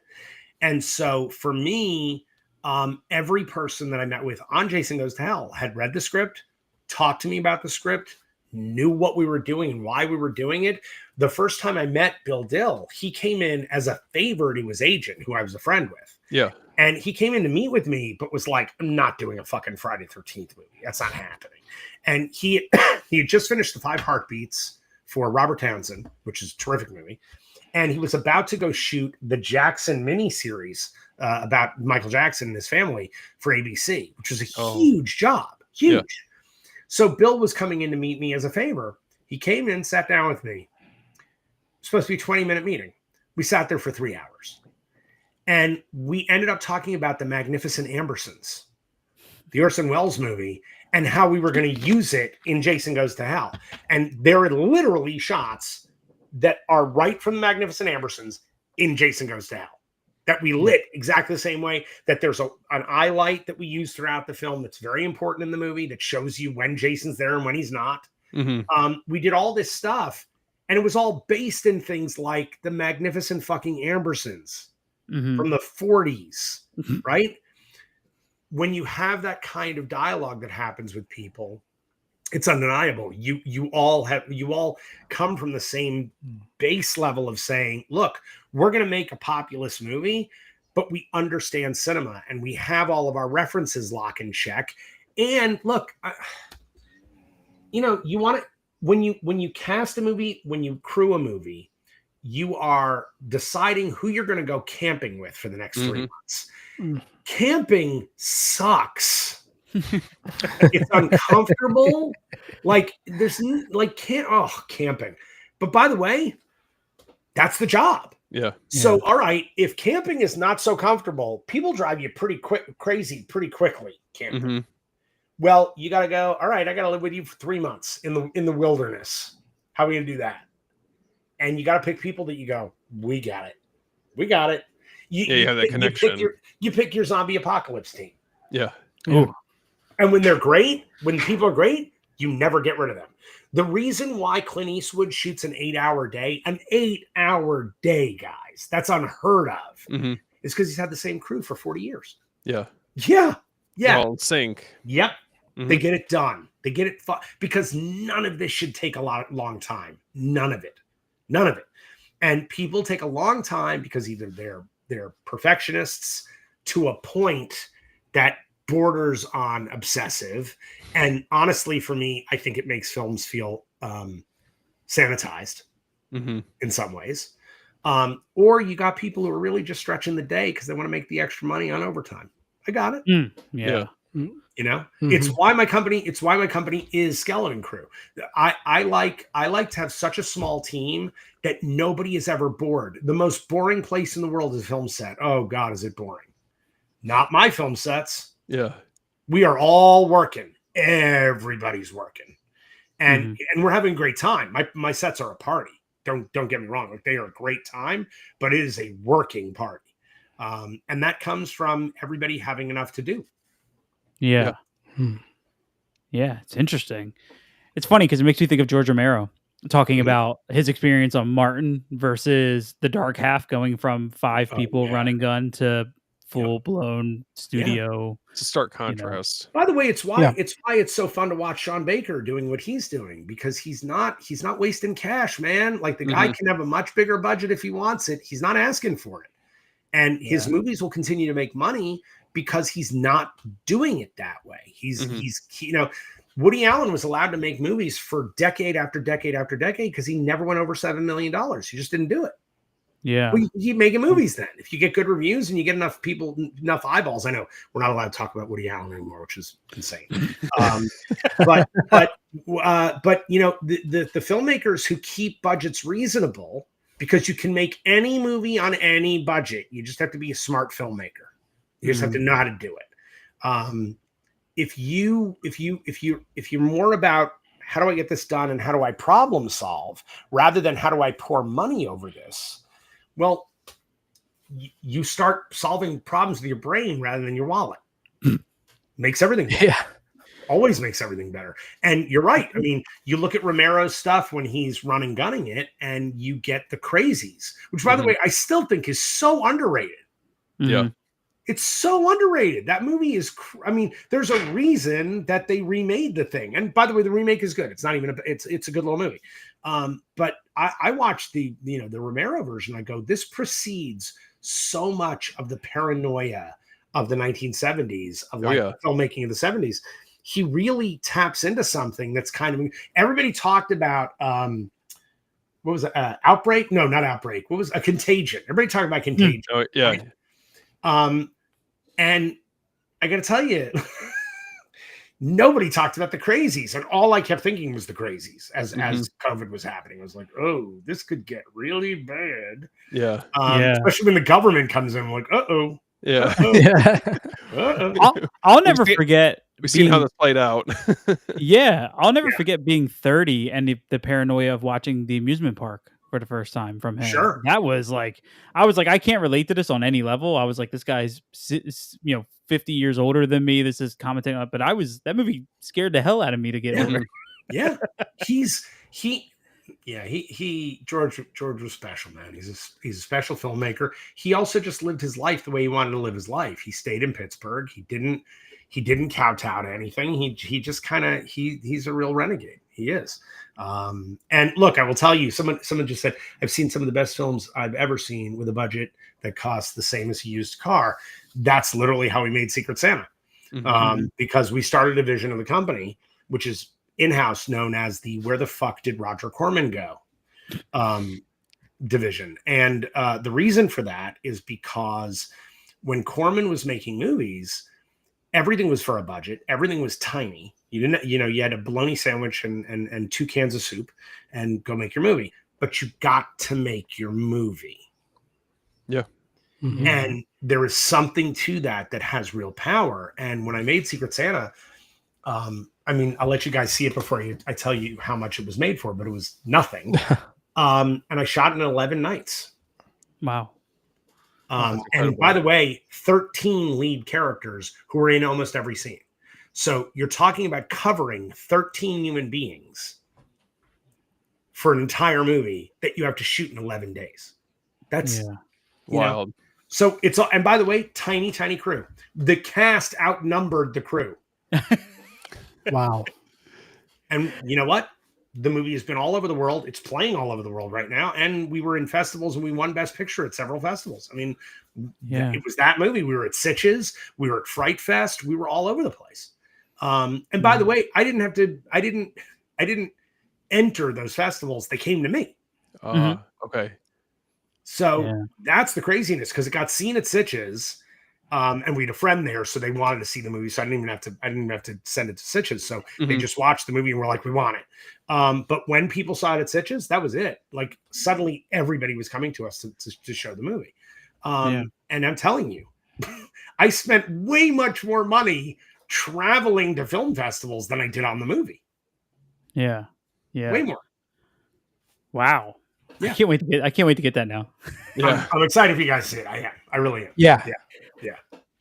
Is Hearts of Darkness is gonna get like a wide physical release? We just announced. So I'm now doing a road show with it where we're going from place to place showing the movie. It's at a bunch of festivals and then other things that are going. We just won Best Picture at Best Documentary, at Ravenheart at Oslo, Norway. So very we just nice. won thank you. We just won the Ravenheart Film Festival. We played Fright Fest Glasgow. We are about to do the Big Bear International Film Festival. We're at a festival in Montreal. We're all over the place. We're going to be at Dublin Horathon in October, which I'm really excited about. But the movie is going to be available on Blu-ray. Special edition 2-disc set. It's crazy. It's 4 hours of stuff. 4 hours of goodness. It's teetering on knocking over Crystal Lake Memories, but it's about one movie. And it's got all kinds of extra goodies in there that I'm not allowed to talk about yet, but we're going to be putting it out through Synapse through wonderful. Nice. through Red Shirt Films, which is Michael Felsher's division. And I got to tell you something, that was not done as a sweetheart deal. That was done because my feeling about releasing, people have to feel about the movie the way I feel about the movie. They have to love the movie the way I love the movie. When someone watches one of our films here at Skelvin Crew, someone watches one of our films and they're like, yeah, we can make a lot of money. I'm like, okay. What'd you think of the movie? Talk to me about the film. When I hear someone is invested and excited and can talk about the movie intelligently, that's when I go, no. Gotcha. That's what I need. So we are going to be exclusively on physical media. We're also going to be doing VHS tapes. Oh, there you go. Oh, that's it. That's a wrap. You got Steven on that one. Yeah, you got my money. Now the VHS will only be of the feature itself, not the extras. So it'll be a 2 hour. It's the feature. But yes, we're doing VHS. We're doing the Blu-ray, and I am only doing physical media for now. We've had a lot of streaming companies come to us. I will not allow it to stream. There was even a festival that asked us to be in their festival, but they wanted us to be in the digital portion. I went, nope. Oh, okay. No. I will not let this thing do that. I'm not going to let that happen because, look, in order for filmmakers, in order for independent filmmakers to survive and to be able to make movies, guys, streaming is killing it. It's killing our business. It's killing the whole fucking business, but it's really killing indies. I mean, clearly none of us are true streaming supporters here. That's what I'm saying. No, what I'm saying. You know, look, I have to have the streaming networks only because I have to stay on top of what's going on for meetings and whatnot. So I pay for them, but most of my time is me watching Blu-rays and 4Ks and the shit that I adore, or popping in a VHS if there's nothing else, if they haven't released it any other way. No, physical media is everything. And by the way, the person who talks the most intelligently about this is Matt Damon. Matt Damon talks about like the loss of physical media and the destruction of our industry better than almost anyone else. But anyone else, he's brilliant with this stuff. Wow. Yeah, I can't wait for that Synapse release. The work Michael Felsher puts in, his release of insane. His release of Trick or Treat is like you can't read the booklet, you can't watch the documentary, you can't see the transfer without feeling every bit of love that goes into that, man. By the way, Eric Beetner cut some of those extras on that disc. Wow. Same guy who cut our film. Yep. Because Michael got along so well. When I watch, I think it was just the Dark Half. Michael Felsher's the making of that he made for Screen Factories on that release, the new 4K from Vinegar Syndrome. And when I see his name pop up at the beginning of those like 45-minute long documentaries, like I know I'm good. I'm like, all right, I get comfortable. I'm like, all right, here we go. You know? Yeah. Incredible. No, he's a great filmmaker. If you haven't seen After Effects, which was the first release at a Red Shirt, it's so good. It's so good. And it's like this tiny, no budget documentary, but he really did a beautiful job exposing what was a really interesting rise in Pittsburgh filmmaking. It's really cool. I actually think After Effects I like After Effects better than Effects. Honestly, that's. I agree with you. No, I agree with you. I think because I think it gets to the point of what Effects was really about, where Effects is a little dense and you can't quite make it all out. After Effects talks about it in a way that you go, oh, that's what the movie was. Oh, good. Oh, that's a better movie than I thought it was. I see that Face the Music was asking me how excited I was that we did the 4K. It was fucking awesome. It's fucking awesome. What was the experience like? Because I mean, how deeply involved were you with that? And how did they approach you? Like, I love that release, hands down. We talk about it quite a bit since it's been released. So a lot of love that was put into it. There really was. I will tell you, those guys Arrow is one of the best companies I've dealt with. By the way, they wanted the doc as well. But I really believed in what Michael was going to do with it. Yeah. I will tell you, they're amazing. I love Arrow. They're amazing. They also, when they asked me to come in to color grade the movie and to kind of polish it up, I said, look, I'm happy to come in and do this, which I've done. I did it for the DVD. I did it for the Blu-ray. I now did it for the 4K. I said, but can we please bring in my cinematographer? Because nobody ever asks him to come in. And I think we need him. It's great the director's there. I think the DP should be there too. And they said, oh, can you get a hold of him? I was like, yeah, I'll call him. So I called Bill. I said, hey, you want to come in and color grade this movie? He's like, oh my God, finally someone's allowing. I was like, yeah, come on. Yeah. So we were there for 3 days. When we shot the film, this is not even in the documentary. When we shot the film, we shot it on Kodak, right? Okay. And by the way, it was the second movie in the history of film to be shot at 22 frames per second. Oh, fascinating. Interesting. Okay. The first one was Sean Cunningham's Deep Star 6. The reason for this is that Sean doesn't think any actor can do anything fast enough. But the real reason for it is if you cut 2 frames from every second, you just get 10% of your film and processing budget. That's why he did it. But imagine telling a DP you have to shoot at a different frame rate for the entire movie. Bill had everything but an abacus out trying to figure out what his fucking f-stop was going to be because it was insane. It was insane because the film is going through the camera at a different rate. So it's exposing it to light differently. Which, by the way, no one does. Like it was nuts. The math was crazy. But we shot on Kodak. The reason we shot on Kodak was that we kept talking about The Godfather and about how rich the deep blacks in the background are. How it just goes to that, right? It's like they're rich blacks. They're not inky. They're rich, right? Well, when New Line went to put the movie out, New Line, much like Sean Cunningham, loves saving a buck. And they printed on Fuji. And suddenly the prints were a little milky. And suddenly those blacks that we'd worked so hard to achieve got lost and got a little milky, which broke my DP's heart. Now, whenever they went to go do a transfer of the movie, they were working off of that inner positive. Well, that's a problem because it never looked the way it should look. So on this release, Bill and I went in and went, yeah, we're going to fix this movie. So the 4K is the first time that movie has ever been seen the way I and Bill Dill intended it to be. It's the first time. Wow. Well, it looked incredible. Thank you. Yeah. Thanks. It really did. Who was it? So we're going to have, obviously, like, audio commentaries are very important to us. Sure. That's what our whole podcast is about. Yep. I've been in talks with Steve Barton about coming on to the podcast because I actually live in the same town. Creepy is amazing. Yeah, and his book is incredible. For anybody who hasn't read it, that's amazing. He gave it to me before it came out. It's really special. It's so good. Whose idea was it for the Michael Felsher Steve Barton commentary? Because it's incredible. Michael told me he was going to do it, and he knows that I know Steve. Yeah. But him and Steve are really close friends, and I was like, fuck yeah, like I love that idea.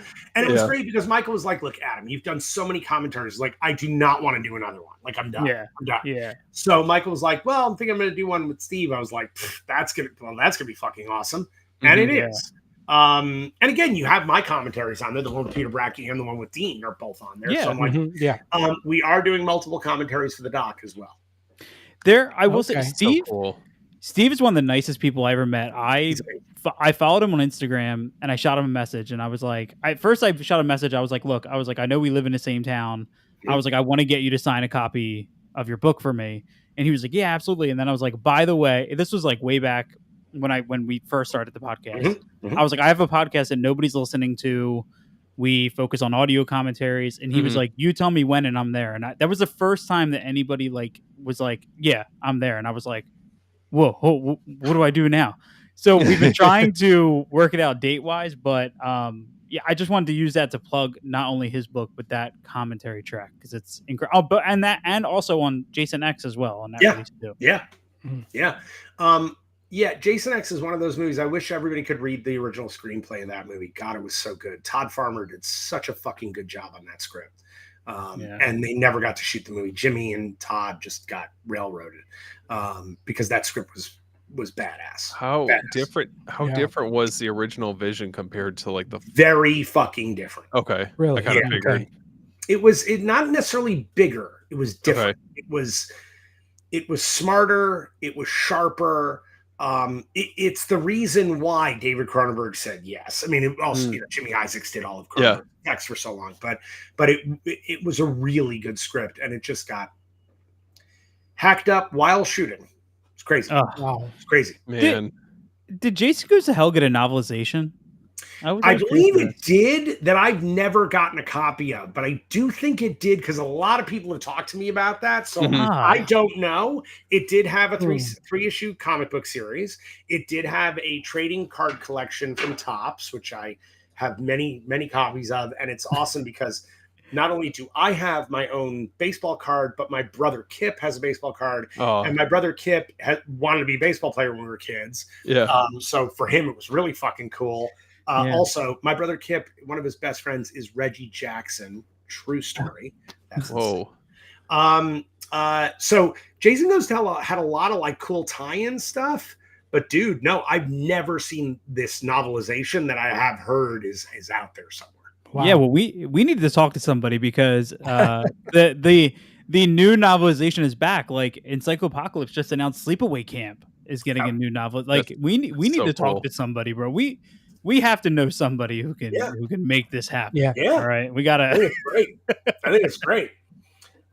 By the way, Face of Music asked a bunch of questions. I've only got a few more minutes, guys. But yeah, yeah, go ahead. That's what I was leading into. One of he did ask if you can go back in time to change one thing on Jason Goes to Hell, what would it be?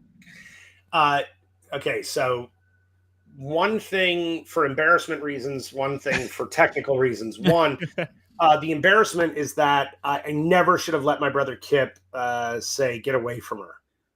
I never should have had Jason speak. That's on me. It's bullshit. It was me cheating because we weren't smart enough to figure out another way to do that scene without giving it away. So I hate that. I hate that that happened. By the way, I would also go back and get them to fucking fix the spelling on the goddamn mailbox. So fucking back about that. By the way, I won't give it away, but the dead last moment in the middle of the credits, the dead last moment of the movie of the doc is we reveal why it got fucked up and who was responsible. And every person who gave me shit is going to have to eat their own. Well, we'll leave it at that. Yeah. The thing I would change though, if I could remake the movie now, is that I originally wanted you to see the mask to start coming through the person's skin who was Jason, like, and their eyes sink in, and like suddenly you're seeing like the holes of the mask on their face and stuff. Oh my God. We just couldn't afford it. We couldn't afford to do the effects. So with digital, easy peasy, no big deal. So that's the thing I would have changed. Yeah. Nice. Are you a fan of Freddy vs. Jason? Let's put it this way. One, my mama always said, if you have nothing nice to say, don't say anything. Two, Kane Hodder is not in that movie, and Kane Hodder should have been in that movie. Yep. And when you hire a director that has never seen a Friday 13th movie because he thinks they're stupid, why did you hire that director? That's all. That's all. And by the way, listen, there are people out there who fucking love that movie, and God bless you, man. Good on you. Again, I look, someone doesn't like my movie, I'm cool with it. Don't be a dick about it, but but it's totally cool. And use your real name. But listen, you handled it with grace. So I tried. It was like literally like it kept popping up in my face. You suck. It sucks. Fuck you. I'm like, oh my God. But look, here's the thing. I think that people should be able to love whatever they love. Like I think that someone's favorite film is something I can't stand, or stuff that I love. I'm sure there's people out there who don't like all that jazz. They're wrong, but I'm sure that they exist. And there's only a few movies in my life that have been dividing lines. Like there are a couple of movies that if you don't like it, we're not going to have a friendship. Like I don't need to know you. There are just a few. Yeah. But they are my little bombs, and if somebody says it, I just go, I know who you are. Bye. Yeah. But look, again, people who love Freddy versus Jason, that's awesome. That's awesome. And for some people, it was their first Freddy or first Jason movie, and of course they're gonna love it. Like that's cool. Yeah. You don't know that lore, go for it. Yep. But when Jason's taking a nap while a bunch of kids are having a studio meeting about how to kill Freddy, okay. I do have one question for you. Yes, please. So now you've got they're kind of rebranding Jason now, right? Yeah, You're doing Jason Universe. Yeah. If you were asked to come back to do anything with Jason, would you? Yes. Okay. Yes. Look, I think the Crystal Lake series is going to be really cool. I'm a big fan of Bates Motel. I think they did a really nice job with that series, and I think they gave that lore more to talk about. I think going with Pamela is brilliant. By the way, if you guys have never read Pamela's story, it's a 2-issue Wildstorm arc comic book. It's amazing. It's really good. So I love that they're doing that. I think it's really cool. So I would direct, an episode of that. That's the kind of thing I would love to do. I would also look. I would, if I was given the chance to make another Jason movie, and I'm sure there's some people right now screaming, "Fuck you! You should never get to touch another Jason movie." But if I was, especially Marty McFly, he would not have it. The movie that I would make would be, I would get together the people, the biggest badasses from the franchise, including Tommy, who I wanted as the lead of Jason Goes to Hell. I wanted to be Tommy Jarvis. We couldn't use it because Paramount owned it and New Line didn't buy that from them. But I would get Tommy. I would get, I get the original actors too. I get Tom Matthews. I bring back John LeMay. I bring Stephen Williams because Creighton Duke didn't die. You heard it here. I'm literally working on a Creighton Duke movie with Stephen Williams right now. I would get back Amy Steele. Yeah. And then I would get a bunch of badass alien-style Marines, and I would have them go into the woods of Crystal Lake to hunt Jason Predator style. And it would just be Jason versus all of these badasses. And that's the movie. So that would be the movie I would want to make. Ooh. Oh. Wow. Or the 13th film. Happy Bomb Friday the 13th. Yeah. That's the movie I would want to make. Wow. That's awesome. What a way to end it. Yeah. Yeah. Cool. Well, Adam, it was a lot of fun. I want to thank you so blast. much for coming on here. Thank you. You had mentioned earlier I think you said the Gardena Cinema Los Angeles. You guys were working on trying to save that. Is there a way for us to try and kind of get involved with that for anybody watching? Yeah, look, I got to tell you something. If you go to their website or even their Instagram page or the Facebook page, they're everywhere. Yeah. The Gardena Cinema. What's amazing about this place? It's an 800-seat theater. It is one of the last remaining old school Los Angeles movie houses. Okay. So much so they have baby rooms. So there are two. The balcony is encased in glass with speakers inside so that moms with babies can be in those rooms so they can watch movies, which is something they used to do in the 40s. Yeah. The theater was built in the 1940s. The same families owned it since the 1970s. This incredible woman, Judy Kim, runs it, owns it. Her parents bought it before her. And if you go look at what they're doing, I mean, they are doing revivals. Guys, they did Killer Clowns from Outer Space a couple of weeks ago. They had the band that's in the movie on stage playing the music with the movie. Oh my God! Wow, they are doing such. I saw a print of Phantom of the Paradise there just a few weeks ago. I was like, oh my God! I mean, it's never looked better, and they're really showing great films. And every once in a while, they'll show a new movie like mine, like Hearts of Darkness. They showed Nora, and Sean was there to talk about the movie. They are doing great stuff. The problem is, it's a tiny theater in Gardena. And people don't even know it exists, right? Most people in Los Angeles don't even know Gardena exists. Yeah. And because it's like an industrial city, people think, oh, it's a bad area. Bullshit. It's not a bad area. It's a great area.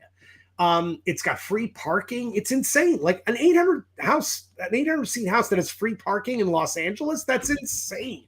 Yeah. So it's that kind of place. So honestly, it's really just about beating the drum for places like this and sharing their shit. And I'm telling you, if you guys looked at their webpage, you would be like, oh my God, I'd be in this theater half of my life. It's that place. Like every movie they show is fucking cool. Yeah. They did Scott Pilgrim a few weeks back, and they had a bunch of LA bands playing before the show. Like they did a full concert before the movie. I'm like, that's badass. This is the way the movie should be, man. Yeah. Oh, by the way, $10 tickets. What? Yep. Oh. Dude, we get none of this cool shit in New Jersey. Nothing close to that. They played Jason Goes to Hell and Hearts of Darkness back to back, and they charge people $20 for the night. Oh my God. That's a steal. That's amazing. I'd be there all the time. It's that, I'm telling you, it's that place. So no, I'm pounding the drum for these people. I actually signed a bunch of posters and stuff that they've already auctioned off just so that they can keep the theater going. Yeah. Wow. Okay. Yeah, I just went and followed them because I wasn't following them before. They're awesome. So let me. They're awesome. And Judy is amazing. Really, just an amazing person. Yeah, yeah. The programmer there is a genius. I mean, I'm telling you guys, like, really, like, check out what they're doing. It's pretty cool. Yeah, pretty cool. That's awesome. Well, guys, definitely check that out. And again, Absolutely. Adam, thank you so much for coming on. It was a lot of fun. Thank a lot you of so new much. insight. The doc will be available in October, guys. So on Blu-ray from Red Shirt through Synapse. So That's gonna be it's incredible. awesome. Definitely Can't We're wait. looking forward to it. Yes, awesome. very cool. And check out Secret Santa too. Absolutely. All right, guys. Well, thank you so much, and we will catch you all next time. All right, see you later.